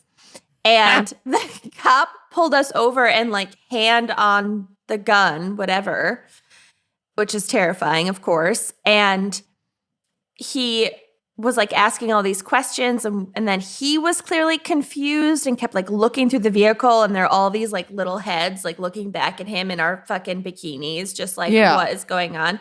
And apparently like a vehicle matching that exact description of like a broke down old ass Honda minivan had been stolen, but it wasn't that one. Anyway. Which is something they should have known from the plate. Well, they didn't. Dumb. You also sound like the cast of Spring Breakers, though, in the cop's defense. Yeah. It was like that, except that we were so innocent, and I think we like went and got a key lime pie. Like it was so innocent. Okay. So Felicity spent that entire summer hitchhiking and only had positive experiences. So even after she moved back home to England from Wales, Felicity continued to hitch fairly regularly. Then, one April afternoon in 1980, when Felicity was 22 years old, she had an experience that would later come to haunt her, and it was a very close call. Oh, jeez. Okay. She'd spent the morning in Gloucester, and I think that's how you say it, and needed to get back home to Weymouth. It's pronounced Worcestershire. Yeah. And pronounced weenus. Peniston. Queeniston. which is about 2.5 hours south. I didn't do geography. I couldn't. So, as she had many times before, Felicity decided to hitch a ride for a 2.5-hour drive. She first got in with a friendly lorry driver who was heading in her direction, but he was only able to take her as far as the service station on the M5 highway. Mm-hmm. But here, the two had tea. This is like the most British story ever. And chatted for a bit. And then he went on his way, and she was left to find a new ride to get her the rest of the way home. So Felicity left the service station and was considering where she might have the best odds of catching a ride going in, that direction. Sure. When she noticed a blue van pulled off to one side of the on-ramp to the highway. It was filled with teenagers in bikinis. And a key lime pie. Asking for half sweet tea. A man with curly hair was leaning against the van. He noticed her as well and immediately asked if she needed a ride somewhere. For a split second, the thought crossed her mind that it was odd that he'd offered this to her without her asking it first. Right. And he's not even in his car. He's fully stopped outside of his car, scoping out the situation, and then offers her a ride. That's weird. Suspish. But she approached anyway and told him where she was headed. And wow, wasn't she in luck? He was going that way too. Oh, serendipitous. The curly-haired man told her to put her bag in the back of the van and get in. But Felicity continued to have a weird feeling that you always have to trust. Mm-hmm. I did earlier today. It was uncomfortable for 5 minutes, but you know what it wasn't? A homicide. Yeah. True. And you're only out $40. Yeah. Yep. And we don't have time to get into it, but trust your fucking gut. Mm-hmm. She remembers wanting to stay and wait for a different ride, but not wanting to seem rude Yep. and not being There it sure is. how to get out of the situation. She was like, okay, fine. And if you listen to My Favorite Murder, one of their catchphrases is fuck politeness. Right. And Crime Junkie has a catchphrase along the same vein. So we're not trying to rip any of that, but fully endorse and on board with all of that. Fuck your feelings. Save yourself. So she did insist, despite the man's many objections, to keep her bag up front with her. So she was like, no, Yeah. I'm going to hold on to this. I'm not going to put it in the back of your van. Right. Where I cannot access it. Right, which is good. Meow. The man then insisted that before setting out, they should go back to the service station where she'd just come from and get a cup of tea. Which is like, okay, fine, a nice sounding suggestion. But Felicity continued to find him forceful. Mm-hmm. So if somebody else had made that suggestion, she would have been like, okay, they seem like a nice guy. But it was his whole demeanor and manner of... It's the thing that happened with the other driver. Right. Have a nice cup of tea and a chat, and it's lovely. Right. But there was she just knew, right? Mm-hmm. She also said, quote, there was something about him that made it impossible for me to say no. Mm-hmm. So even though she's getting this feeling, he's still manipulative enough that he can get her, he knows how to make her comply. Right? Although she had ridden with enough strangers by now to have encountered some that had made creepy sexual advances, this was not, the vibe that she was getting from him was not actually creepy sexual. Right. It seemed more, sorry, I'm burping a lot because of these White Claws. It seemed more fatherly, but with a simmering anger underneath. Fun. Which is Yeah. scarier. That even. sounds great.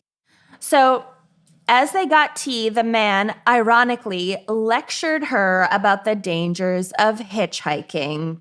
Oh, Get of out. course. Get out. Mm-hmm. Oh. and demanded to know what her parents thought of her engaging in such risky activity. Which is like red flag. Well, and so fucking patronizing because clearly he's going to kill her or try. It's So, like, so creepy. don't lecture me about being safe when all you're doing is luring me into your vehicle so you can fucking murder me. I feel like that's part of the fantasy. It totally is. He's getting off on it. Yeah, there's something, like, I feel like that must be documented because it's Right. come up in so many different cases. Wouldn't your parents be so disappointed in you with what you're doing right now? Well, it's totally a deflection from blame, too. It's like you're already putting the you onus of what chose to your be behavior here. is on this victim. I think he's getting off on it. Totally. Too. It's also kind of feeling her out and her relationship with her parents. You know? Like, is anyone going to look for you? Is yeah. Oh, yeah. Are you a runaway? How easy is it going to be to get rid of you? Yeah. Yep. Totally. So, in response to her admitting that her parents weren't crazy about her hitchhiking habit, but they let her make her own decisions, he retorted, quote, "They obviously don't care about you. No parent who cared about their daughter would let her hitchhike." Okay, sir. Yeah. So, again, trying to wheedle that information out. And also put her down. It's like clearly like he's like negging her. I just can't. Felicity remembers at this point strongly disliking the man. Yeah. But not feeling in physical danger. Because remember, they're still in a public place at this point, and he hasn't made any sexual advances. Okay. Plus, she was exhausted. She was like, fuck it, whatever. Like, Let's just go. Yeah, exactly. Like, I'll spend Yeah. an hour and a half or whatever in the car with this fucking old asshole. And I've done worse for less. yeah, and then I'll get home and it'll be done. But once they were on the road, he began to behave even more erratically. Oh, good. First, he insisted that she wouldn't make it home before dark anyway, so she should just come spend the night with him and his No. wife and kids. No. The wife and kids that you definitely don't have and you're lying about That are to make buried me in your feel backyard. comfortable. Well, that's a yes and. Ooh. Yes, and they'd be delighted to have a visitor. In their grave, in the group grave in my yard. A visitor. When she resisted this, because nothing could be less fucking appealing, he claimed that they weren't driving in the right direction to get her home to Weymouth anyway, and that he needed to make a 180 and go the other direction, Oh, for God's sakes. which she knew was incorrect. But every time she tried to disagree with him, He'd would freak out. He'd freak out. It would send him into a rage. Ugh, he is so textbook. Yeah. He is so fucking textbook. Yep. Finally, he told her that he actually needed to go see a friend nearby about something. Once you get Gotta in go the see car, a guy about a there's goat. always another stop, an unplanned stop somewhere. Gotta go see a man about a horse. Yep. But then something weird happened. So then he said that she should get out of the car, cross the highway, and if she was still there on his way back, he would pick her up again and drive her home. What? So he clearly, like, he got cold feet, or he changed his mind, or she wasn't the right victim profile for him in that moment. He changed Or he his- wanted the thrill of her relying on him again. maybe, but I mean, Or a cat and mouse thing. Yeah. maybe, but whatever. It was an out. He said to get out of the car. She did. Right. None of it Okay. made sense to her. Whatever. He was incoherent with rage. She did what she was told. She got out of the van, Yep. crossed the highway on foot, had her bag with her, got out of Dodge. Yep. Cool. After he drove off, she was able to flag down a truck, and they agreed to drop her back off at the service station she'd just come from. She found another ride home. She got home. Good. When she Love got it. home, Felicity told her mother and sister about the bizarre man who had picked her up. And I'm sure they were both Yeah. thrilled. I'm sure her mother Yeah. wasn't like dying on the inside. Yeah. But in the end, like, no harm, no foul, I guess. You know? Sure. She made it. She made it. She wasn't like I'm obviously. But She made it, but she's never leaving the fucking house again. Mm-hmm. Putting a tracking device under her skin. Well, here's the thing. She was weirded out and she was creeped out, but serial killer and hitchhiking stories weren't super well known yet. Right. And he didn't physically attack her or, molest or rape. Like, so in her mind, she's like, okay, he was weird. It was creepy. It definitely wasn't a great situation, but like. But now it's over, But and now I've it's got over. a story in my scrapbook. Right. Yeah. She just filed it away as like a weird thing, but not particularly sinister. Then, 14 years later, Felicity received a sickening shock when she saw a news story about the serial killers Fred and Rosemary West. Oh, no. Yeah, which I'm sure you guys have heard of. Yeah. Who had just been arrested for the murders of 12 women Yup. and girls, I should say. Ooh. Included in the story was a photograph of a younger Fred West taken around 1980 Yup. when this occurred. So you can see photos on the drive. They'll be on the blog. Yes. And there was no doubt in Felicity's mind that he was the curly-haired man who had picked her up from that service station.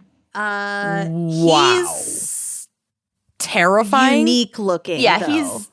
He's the scariest looking recognizable. person I've ever seen in my life. He looks like he's wearing somebody else's face. Teeth. face. Yeah. Teeth, face, Nose, hair. Eyebrows. Every individual feature was stolen from a different face. Yeah. He's an Ed Gein Picasso Creation. collab. Ew, collage. Whoa. Facial collage.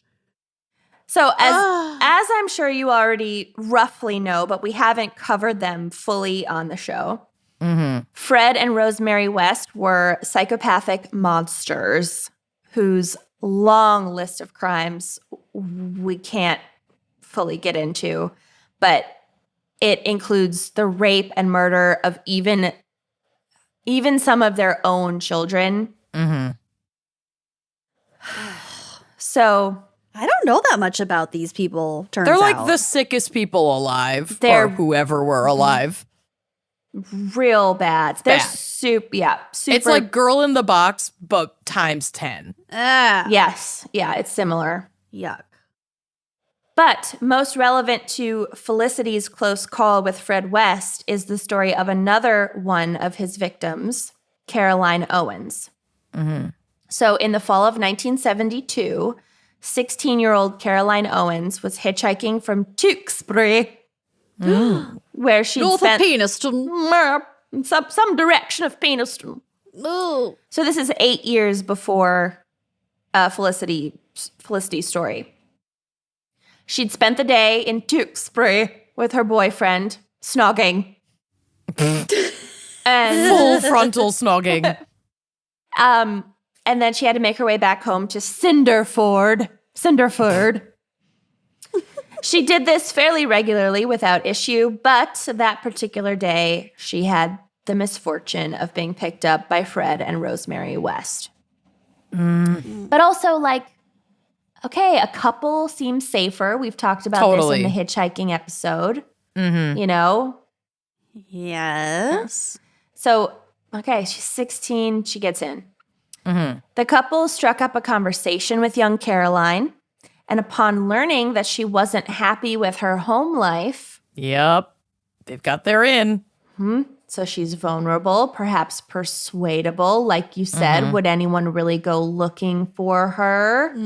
Would investigators assume she was a runaway because it's 1972? The couple offered her a job as a live-in nanny because that's a totally normal way to find childcare. Right. Care.com. Yeah. Oh, no. And she agreed. So that night, they actually dropped Caroline off at her own home, picked her up, figured out her deal, offered her this job to move in with them. She accepts. She seems totally on board. They drop her off at her own place, let her pick up her stuff. Well, and that even helps them too, because it's like she elected to come here, Right. and move in with us. Right. But a couple of days later, she moved into the West home at 25 Cromwell Street in Gloucester. Again, I think it's pronounced Gloucester. That's strictly from Acorn TV. It didn't take Caroline long to realize something was not right in the West home. The children living there were withdrawn.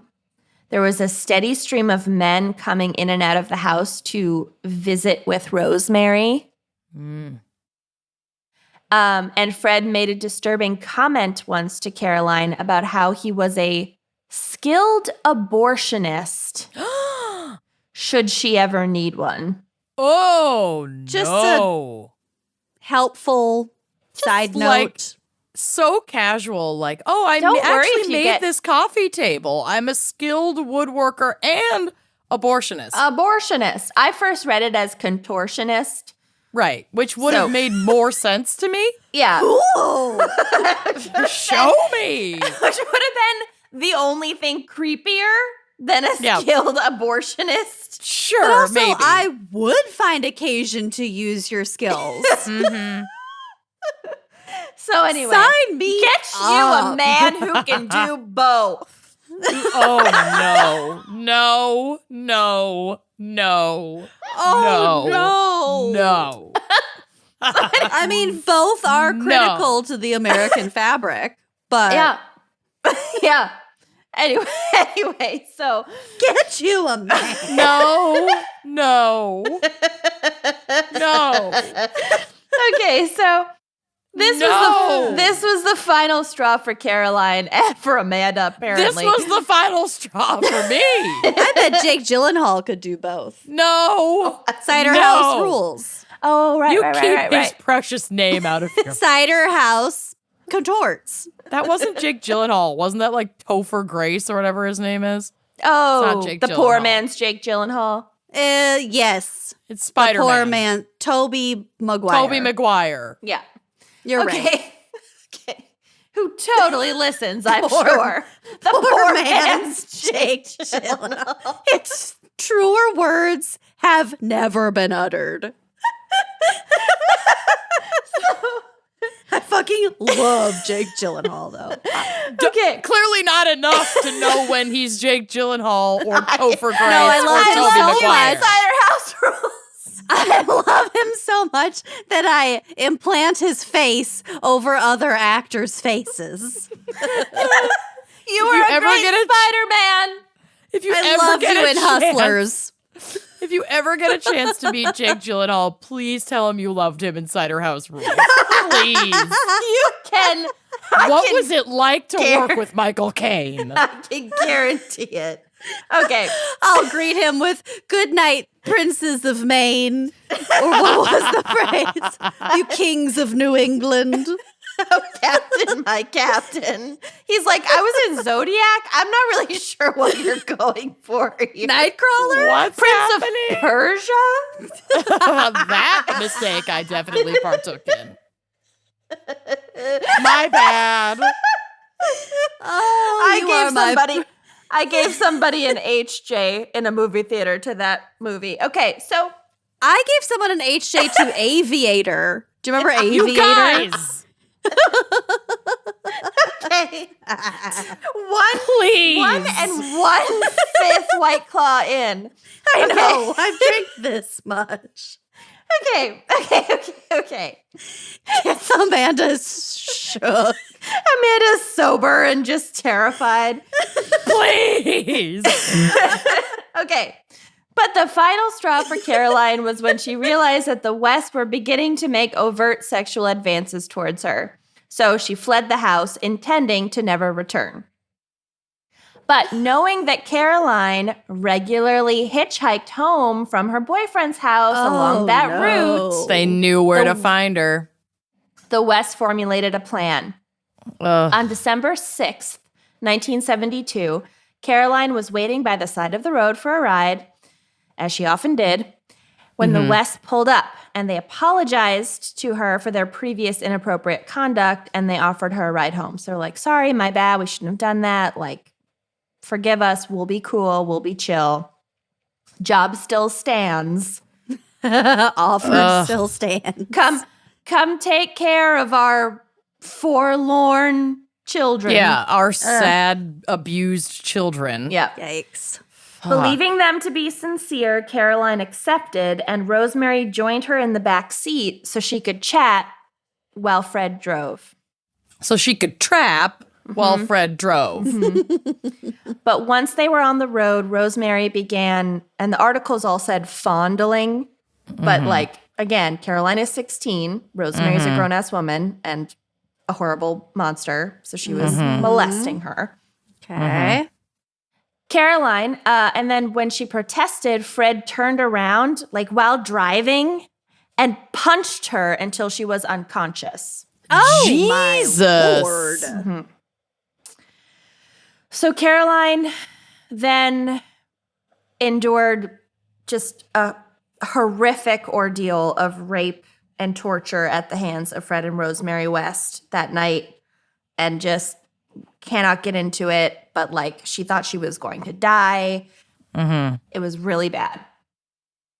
The next day, realizing that she was in danger of never making it out of that house alive, she decided that her best option was to pretend to agree to be their nanny again and try to like get on their good side again and kind of pretend like none of that had ever happened and we're all good. And like, you can trust me until she saw a good opportunity to get away. So she spent the morning after her gauntlet of torture Right. vacuuming the floors of their My home God. to like show her commitment to the job. Can you imagine the disdain she must have felt? Just the fear. I can't. The cognitive dissonance that she must have forced to do that. So then they kind of fell for it. And later that afternoon, when Rosemary allowed Caroline to accompany her to the laundromat, she like needed the help. And so Caroline was able to break free and run. Wow. So Caroline Owens is believed to be the first young woman that was abducted while hitchhiking by the West. Again, she was first taken in 1972. So she's the first one. And besides Felicity Nightingale's story 8 years later, Caroline is the only one known to have survived. Ugh. Jesus. Wow. So obviously the others were not as lucky. Oh, that's so scary. So Caroline went to the police the day of her escape, and the Wests were arrested on charges of assault, indecent assault, and causing bodily harm and rape. So they were arrested. But when the trial date came, Caroline, who again is a minor, Right. and didn't have a great relationship with her family, and didn't have necessarily that support system in place, and also had been groomed by Right. this couple, was really traumatized, and she was too terrified to face them in court. And back then, and even still today, in a lot of cases, like you're physically in the same room with your attacker for hours on end. It's terrifying. Yeah. So the Wests got a plea deal, and they agreed to plead guilty to reduced charges because the prosecution's key witness couldn't testify. So they got reduced charges of indecent assault and causing actual bodily harm. So they dropped the rape charges. Yeah. And they were each fined 50 pounds. Which That's is it? like $4. It was probably like a few $100 back then. Still. Yeah. And allowed to walk free. No time in jail. Nothing. No parole. For God's sakes. slap on the That's wrist. fucking gross. And they had murdered people at this point, which are not the charges that were brought against them at this time, but still. Well, it's creepy. They abducted a teenager and brutally raped her. Mm-hmm. At this point in time, both Fred and Rosemary had already committed murder both together and separately. Mm-hmm. So Fred There's had... someone for everyone. Yeah. Let that be a lesson to you. Literally, yes. Fred had killed at least 2 young women, and Rosemary had killed one of Fred's daughters from a previous marriage. Oh, And he was just like chill about it? They were horrible to the children. Yeah. Yeah, they abused all the kids. They killed, I think, other of the kids were murdered. It's just so bad. Only a few months after the trial for abducting Caroline, Fred and Rosemary began working together to lure other young women back to the house on Cromwell Street, where they would subject them to prolonged periods of rape and torture before killing them, dismembering them, and burying their remains on the property. Wow. And they are known to have killed at least 8 young women in this manner, many of them hitchhikers, between 1973 and 1979. So there really could be so many more that just were assumed were runaways, weren't reported missing. You know, it's just like, because he had like a questionnaire in his head. Yeah. You could tell from these 2 encounters. Right. And there was something about Felicity that, you know, he Raised changed flags his mind. for them. Right. Yeah. It was like, this isn't a safe route, so I'm not going to do this. Right. Probably it was just the luck that she had a good relationship with her family. You know, it's probably one of the things that he changed saved his her. mind. Yeah. Yeah. Not blaming the ones who No, of course didn't not. make it. Yeah. It's just a freak random thing that was the case. It's a fucking close call is what it was. Yeah. So finally, in 1994, Fred West was arrested for the murder of his teenage daughter, Heather. Jesus Christ. The remains of the additional victims were discovered on their property in their backyard. So there could have been other victims, but they weren't found on the property. Finally, bringing to light the unspeakable, brutal crimes that the West had gotten away with for so many years, for decades. Both Fred and Rosemary were sentenced to life in prison. Fred he died by suicide in his cell the following year. And Rosemary is still alive. And What? still in prison. Now? Yeah. Well, I guess this was the 70s. Which prison? They were arrested in the Somewhere 90s. in England. I didn't look it up. Peniston Penitentiary. It's known. It's, like it's public knowledge which prison, but I didn't include it. Yeah. My God. And for in a lot of like killer couple cases and stories, there's, some sort of like abusive, coercive element Sure. that's gendered or whatever. But it seems like Rosemary was just She was just sick and on into fucking it. board. Yeah. So it is impossible to know why Felicity Nightingale was allowed to escape with her life that afternoon. And we've gone over our different theories. And luck and timing. Or even like one theory is that they had like a rule where they were supposed to pick them up together. And That's right, because Rosemary, she wasn't in the car with him. Like she would have been pissed if he. It's possible. Ooh. Yeah. you so know, that's- I could see that. I could see it being a combination of Right. things, you know? So throughout the 1980s, Fred and Rosemary seemed to have stopped bringing young women into the house and to have focused their abuse on their own teenage daughters for a while. So while the girls were teens, they were like, great, we've got ready-made victims at home. I wonder Yeah. what Not to any like of be those, too bleak about it, but I hope those surviving kids got some help. well, I hope so too. And I hope that I'm sure that they are in like witness protection and have different I hope identities. so. now. Oh, yeah. Yeah. I would hope so. Felicity's close call with Fred would have been only a few months after the West had killed a different girl 16-year-old Allison Chambers. Oof. Also, Felicity was older than a lot of their other victims. She was 22. It seems like this was outside of the MO and a little bit like not planned out on Fred's part. Where it's almost like he's playing a little alone. fast and loose. Yeah, he was playing a little fast and loose, and then he got cold feet, and he's like, "Oh, wait a minute, this isn't actually how we usually do this. I'm gonna bail." Right. That's what I'm thinking. So Right. Felicity is fucking lucky. So fucking. I think if what's her face had been in the car with him, it would be a different story. I Rosemary. think so too. Yeah. Game Yeah. over, yeah. Based on Fred's suggestion to Felicity that she come to spend the night with his family, it seems his intention when he picked her up was to deliver her back to the Cromwell Street house, obviously. And Felicity's own belief was that fate was on her side that night and allowed her to escape the horrible end that many other women, met Couldn't escape. at their hands. Yeah, exactly. Through no fault of their own. Yeah. Of course. Yeah, these most terrifying crimes stem from the randomness. The fact that we will never understand why these people did what they did. It's just like the darkest corner of a human Humanity. brain to even fathom. Right. That's And the scary part. While I've never hitchhiked, I have couch surfed a lot.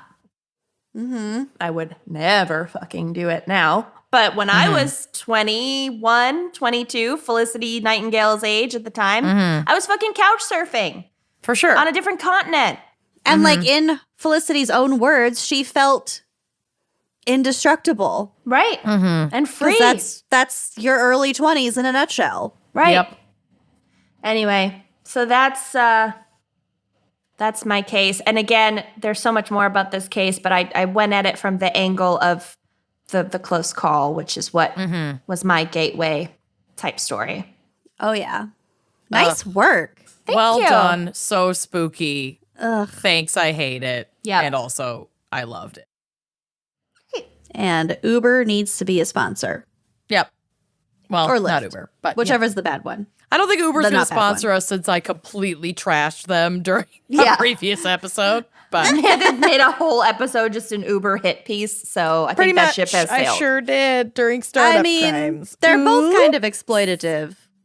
One What just got isn't? away with it a little more. Capitalism. Okay, sponsors? Yes, please. Capitalism. Sponsors? Speaking of capitalism, let's hear a word from our sponsors. Whoa.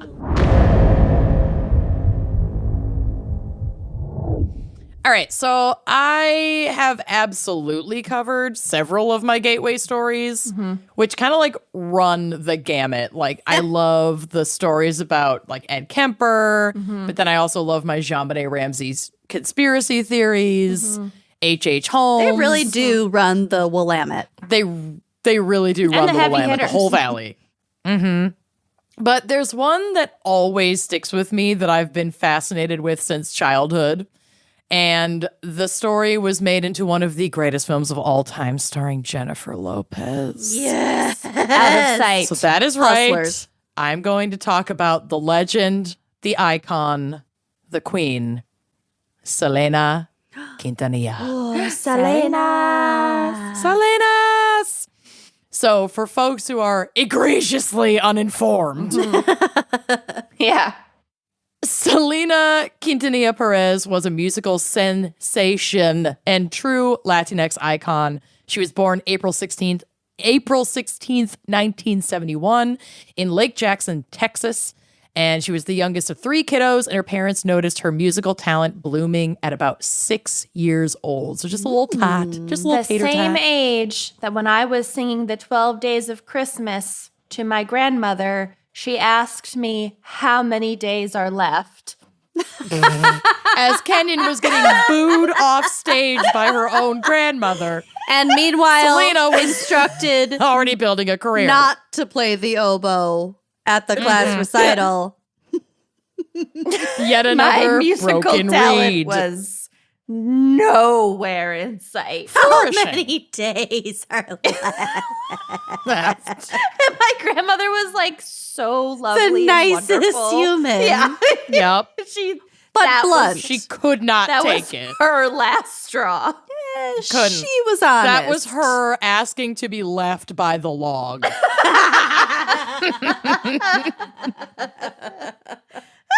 No, right here's fine. Yeah.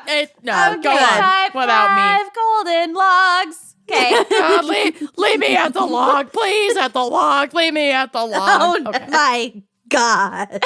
Anyway. So her father, Abraham, once said in an interview with People magazine, quote, her timing, her pitch were perfect. I could see it from day one. So she was literally glowing with natural talent. It was I can't. I'm going to immediately start crying. So moving She on. radiates. Yep. So from a young age, she began to perform mostly at the restaurant that their family owned called Papagayos. Selena and her siblings were all musical naturals, with her sister Suzette on drums and her brother Abraham Jr. the third, on bass. So they were like a little family band. It was so cute. But the Quintanillas fell on hard times. Business dwindled at the restaurant and they had to declare bankruptcy and soon lost their home and their livelihood. So they worked together doing what they did best, entertaining. They would make enough money to scrape by through busking on the street and like playing small family weddings, quinceañeras, and local county fairs. And this local circuit started to boost Selena's career in a big way, eventually getting to the point where her performances were in such high demand that she was pulled out of traditional schooling in the 8th grade and given her education on the road instead. So she was basically just homeschooled, but from like a bus. Right. So despite concern from her educator, she crushed it. She finished up her high school diploma via the American School of Correspondence out of Chicago. And she got into Louisiana State University and Pacific Western University. But she chose Pacific Western and declared business administration as her major, which was a natural fit because she was super hands-on in the development of her career. And she wanted to have like tangible participation in the family entertainment business. Beauty, so she was fucking crushing it. talent, brains, She was literally family had everything. Just values. fucking flawless icon. Icon. She was an eye queen. She was. So while she was getting her high school education, the family went on the road in an old bus that Abraham had junior, The second. Abraham the dad, had fixed up and affectionately named Big Bertha. The tour was not an immediate success. The family mostly played for food, and the meager dollars they brought in were like just enough to cover gas. So insert rant about actually paying artists for their work here. Yeah, exposure does not yeah. a stomach fill. It doesn't. So Selena, a Mexican-American, wanted to record songs in English, but her father insisted that she stay within the Tejano genre, singing and recording in Spanish. The Tejano style of music is a Spanish language style with German influence, which is so odd and funny to me, but and it was like super male dominated, this genre. And Selena was at an additional disadvantage because she actually wasn't fluent in Spanish. She grew up in Texas. She grew up speaking English. She learned from the film. Exactly. So she learned phonetically how to sing these traditional songs like her dad, Abraham, would say the words and she would just repeat them. Basically and then that's like how she Celine learned how to Dion sing these singing songs. in English. Pretty much. Yeah. But she did it better. Right. That's Celine Dion. Right. She frequented the Johnny Canales show, and it was a Spanish radio show, and she was soon taken under the wing of a man named Rick Trevino, who founded the Tejano Music Awards. So he was like a big name in that genre. And she won Female Vocalist of the Year at the Tejano Music Awards 9 years in a row. So she, as like a kid, as like a teenager. Dang. Fucking get it. She's amazing. So despite these brushes with success, Selena was often disregarded or not booked because of her age and her gender, but she and her family blazed forward, recording 6 records between 1984 and 1988. So they are busy. that would be so frustrating to just be like, look, clearly I'm talented. Look at me. Like, Look at me. I make my own clothes. Oh, we'll get I'm to a the college clothes. graduate. Yeah. And like, you're Well, at this point she busking wasn't, for but she money. was. Yeah. she's incredibly talented. And yeah, a lot of venues and bookers were like, well, you're a woman and you sing Tejano music and it's mostly men. You're so not no, what we're bye. going for, so. Exactly. So as we know from the acclaimed film, Selena fell in love with bandmate Chris Perez, a relationship that her father did not approve of. He's hot She was in the not gonna- movie. Oh, yeah.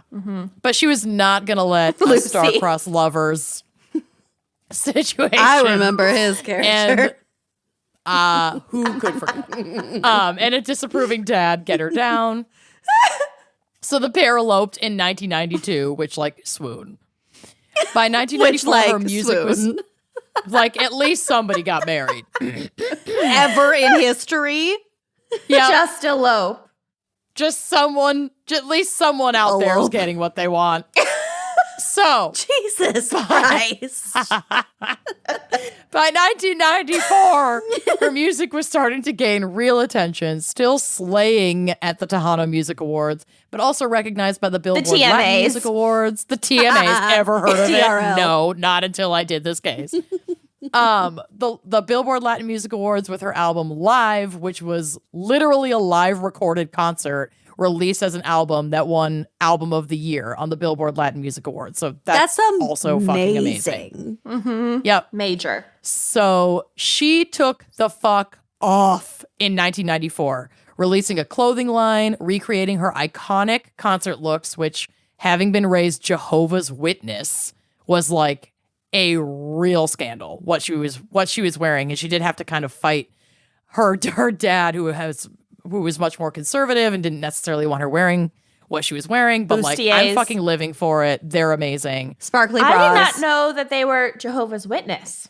Yeah, she was raised Jehovah's Witness. I think that's kind of And- why her dad was so freaking strict. Just very conservative values Yeah. for sure. Her show suits, hats, and flawless bedazzled bustiers are the greatest things to happen to fashion since crop tops just were invented. And yes, there are a million photos on the drive, which will be on the blog, because I couldn't stop pulling them. I was like, hat, bustier, bell bottom. I couldn't stop. I do really love me a bustier. It's the best. You got married She's- in one. Slash Yeah, a tank you top. did. But still. With my tits, So it good. was like Your a tits, bustier. it was a bustier. My tits. It was literally a gold bedazzled Bustier. bustier. Where is Yeah. the lie? No lie detected. Cool.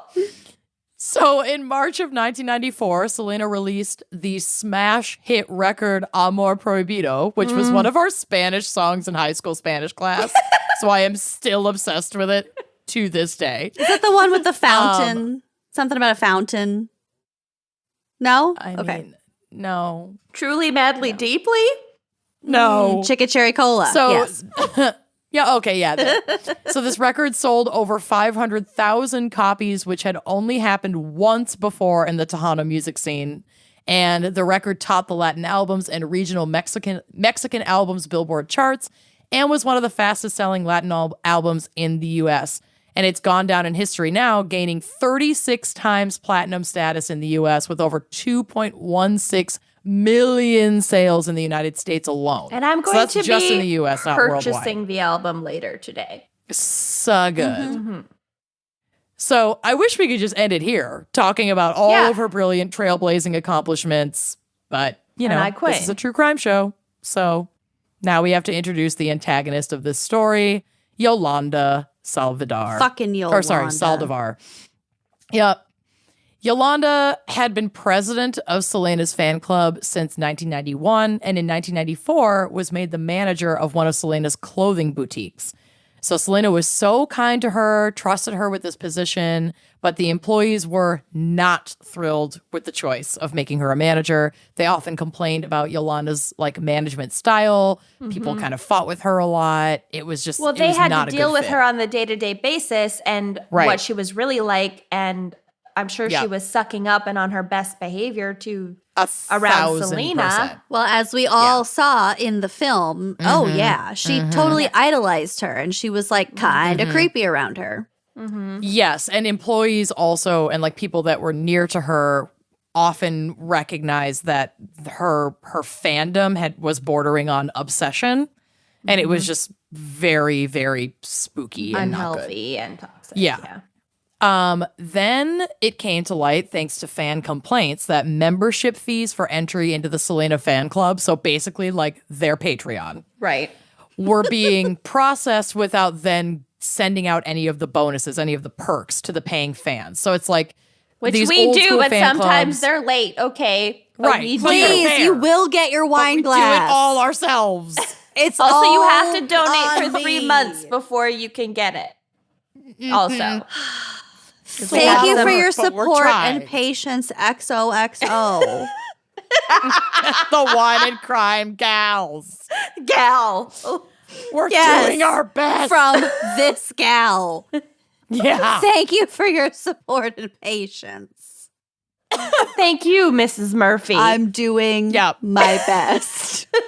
Poor Mrs. Murphy. I'm going to eat my 12 children. I'm breastfeeding Abraham- into fucking patriarchy flexible wine glasses. Oh, God. Mother's milk. Yes.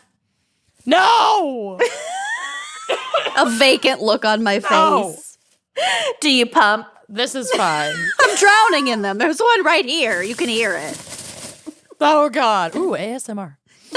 So, Abraham looked into this immediately and discovered that Yolanda had embezzled about $60,000 from the fan club Oh, and the God. shop that she was managing. So that's a lot of money. ton of I mean, that's a money. lot To of money steal now, from your but, like, hero. Yeah. yeah. To steal, period. lot. It's a shit ton of money.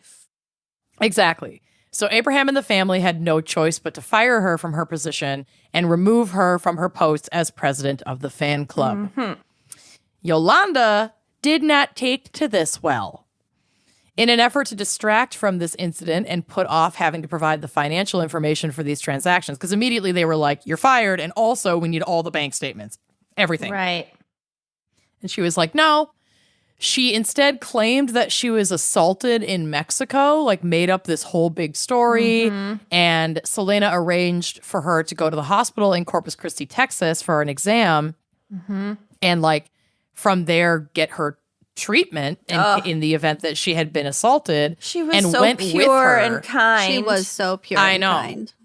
She went with her to the appointment, but after the appointment, which obviously did not result in any proof of an assault at all, Selena, I think at that point was like, what the fuck? Like, come on. I've done she so much for you. I've stood by you. Right. You stole it just- from me. we just- Yeah. We need the financial records. We got to figure this out because now we have to clean up your mess, basically. right. So Selena accompanied Yolanda back to the motel room that she had been staying in, once again asked for these financial records for the boutique and the fan club. And it was there that Yolanda drew a gun that she had recently purchased from her purse and pointed it at Selena. So Yolanda was fired, and then all the articles that I saw with the timeline, like she was fired, she went and got a gun.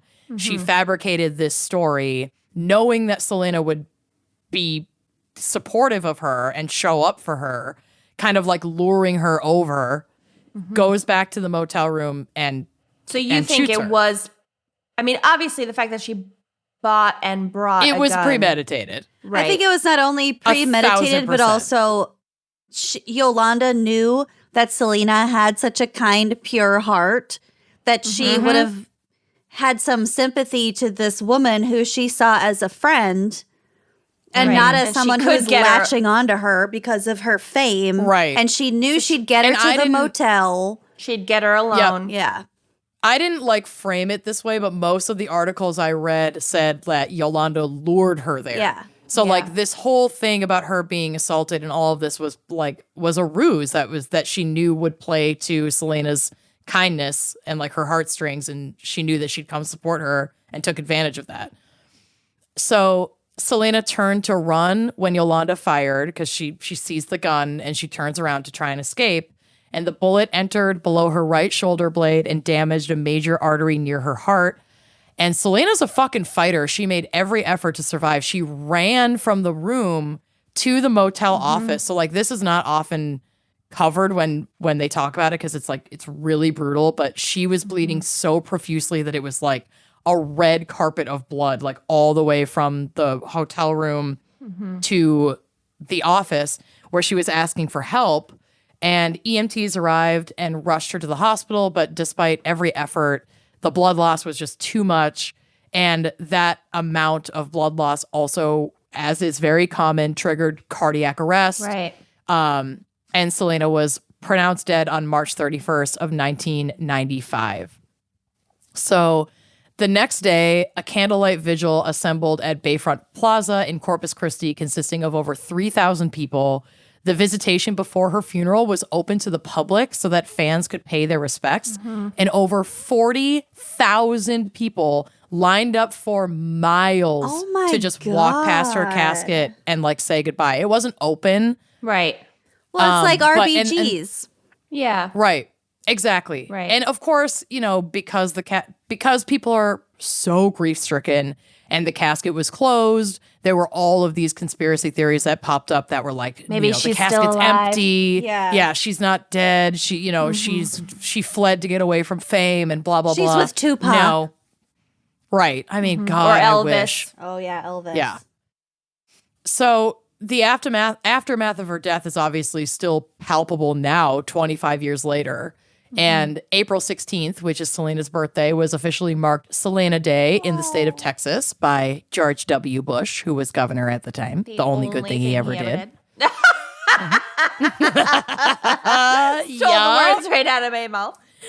Yup, we finish each other's sandwiches, girl. So Yolanda was arrested immediately after the shooting. Like, she didn't even put up a fight. She waived her right to an attorney initially. And during interrogation, she claimed that the shooting was an accident and cried, quote, "I can't believe I killed my best friend." Yeah, you fucking can. Yeah. Maybe she So the was your best friend, but you were not were her not best hers. friend. And stop making this about you and you fucking psychopath. Yeah. And no You one fucking would, unhinged murderer. no one would kill their You- best friend unless they started a podcast with them. Yeah. Exactly. Don't kill her. Start a podcast with her. You'll start Don't out your issues kill. in a much healthier way. Yeah, exactly. But also plan ahead, salt your dead. Salt your dead. The death penalty, which is like very much, at least, is the death penalty still a thing in Texas? I Oh, think it yeah. is. Oh, yeah. Yeah. Yeah. I'm sure. It was taken off the table pretty early on in Because proceedings. she pled and guilty. and well, she didn't plead guilty, Oh. but I think just, for Sorry. whatever reason, it was not a death penalty situation. They Okay. just didn't put that on the table. I think that's actually pretty common with a lot of cases where the perpetrator is female as well. It's like a weird patriarchy thing. Well, they don't want the jury to acquit them because they don't want to put Right. them to death. Yeah. Exactly. They start Yeah. low. It's harder. Yeah. Yeah. It's harder to it's harder to put a woman to death, I guess, psychologically. So that was taken off the table and fans were ravenous for punishment. Like, it was bonkers. So they were threatening, they were calling in death threats and bomb threats and shit to the county jail that she was being held in. Oh, like there was going to be And like then- vigilante, like mob justice. Oh, quite literally, there were rumors of gangs in Texas that were pooling funds to post her like $500,000 bail just so that they could execute her in the street themselves. And I could see Oh, it. okay. Oh, yeah. I know. Well, imagine Yeah. if somebody murdered Beyonce. Yeah. Yeah. It'd be the same fucking thing. The Beehive is out with their stingers. Yeah. The Bayhive. But The yes. Beehive. So this also made it harder to gather a defense team for her because anyone who took up her case might be threatened with death as well. I Yeah. would stay so fucking So- far away from that shit as an attorney. Yeah, it was rough. I mean, she was eventually appointed a public defender whose wife begged him not to do it. Right. He was not killed for his participation. He and his legal team ended up okay, but it was seriously not good. I also don't even think public defenders can turn down a case. I mean, I don't maybe they know. can, but someone is going to be appointed to that case. Right. I don't I think officially know how that works. On the grounds of like a conflict of interest. Right. For sure. And But- I'm sure like citing safety concerns also plays a role, but they have to get someone. Yeah, I don't know someone's how gonna do many public defense attorneys they could go through before somebody Right. has to say yes. Well, exactly. And I mean, we're kind of seeing this right now with the Derek Chauvin case.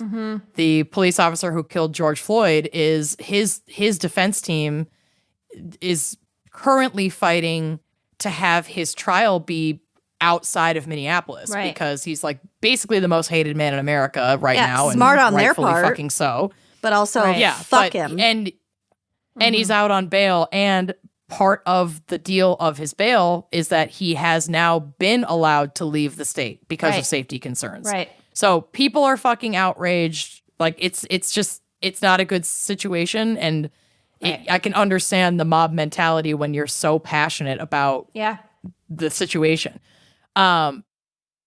So she was charged with first-degree murder and entered a plea of not guilty. Again, she kind of leaned into, like, this defense team leaned into it being an accident. And that, like, you know, the shooting. She loved her. She would never Right. kill her.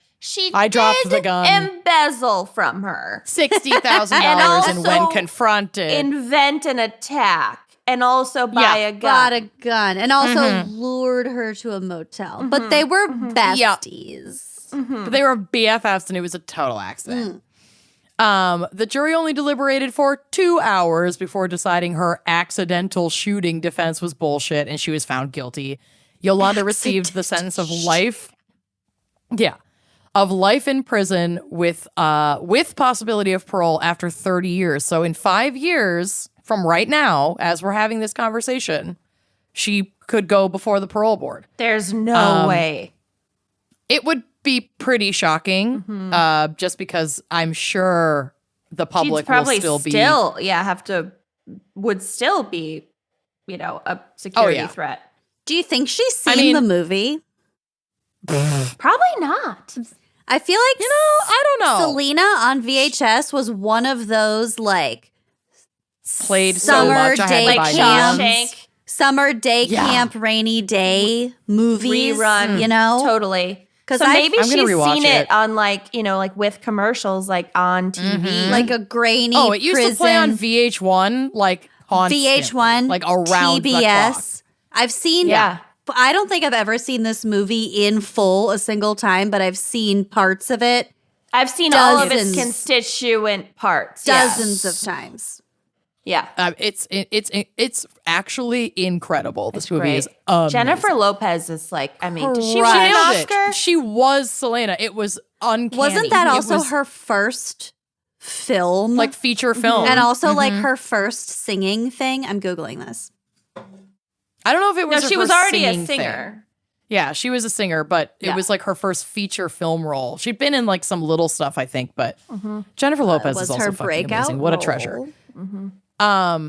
Anyway, so Yolanda is still very much alive. She's very much in jail today. She actually requested a new trial in September of 2019, claiming that the prosecution withheld evidence in her case. This is a quote from Newsweek. Quote, in the filing, Saldivar claimed that a pair of white Reebok high-top tennis shoes and a black baseball cap, both of which Quintanilla-Perez was wearing when she was shot, existed in the case's evidence files but had not been shown to her defense attorney and were thus being hidden from them. This, Whatever. according to Saldivar's... Exactly. I mean, quite literally whatever. That is according to Saldivar's grasping at straws. petition, denied her the right to due process and a fair trial, end quote. But this is untrue. The clothing had been entered into evidence and her legal team had access to all of that. It had been officially entered into evidence, which means that they could have accessed it and her defense team chose not to use that 'cause it evidence, was probably useless. because it was useless in defending her. It would Right. show, it likely had, blood and all kinds of forensic evidence, possibly like gunpowder residue, like all this shit on Yeah. it that would have implicated her. So they're probably not going to elect to use it. Right.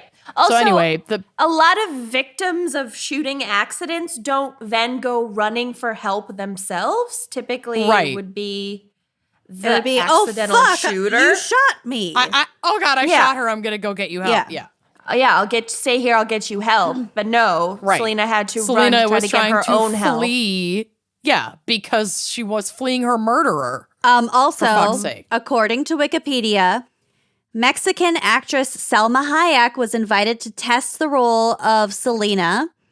Hayek turned the role down. She said she felt it was too early to base a movie on Selena and that it would be emotional because Selena's death was still being covered on U.S. television.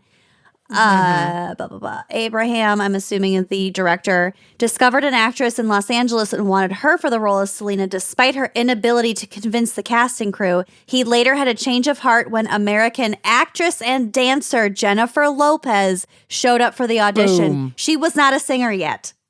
This was her singing debut. She was a dancer.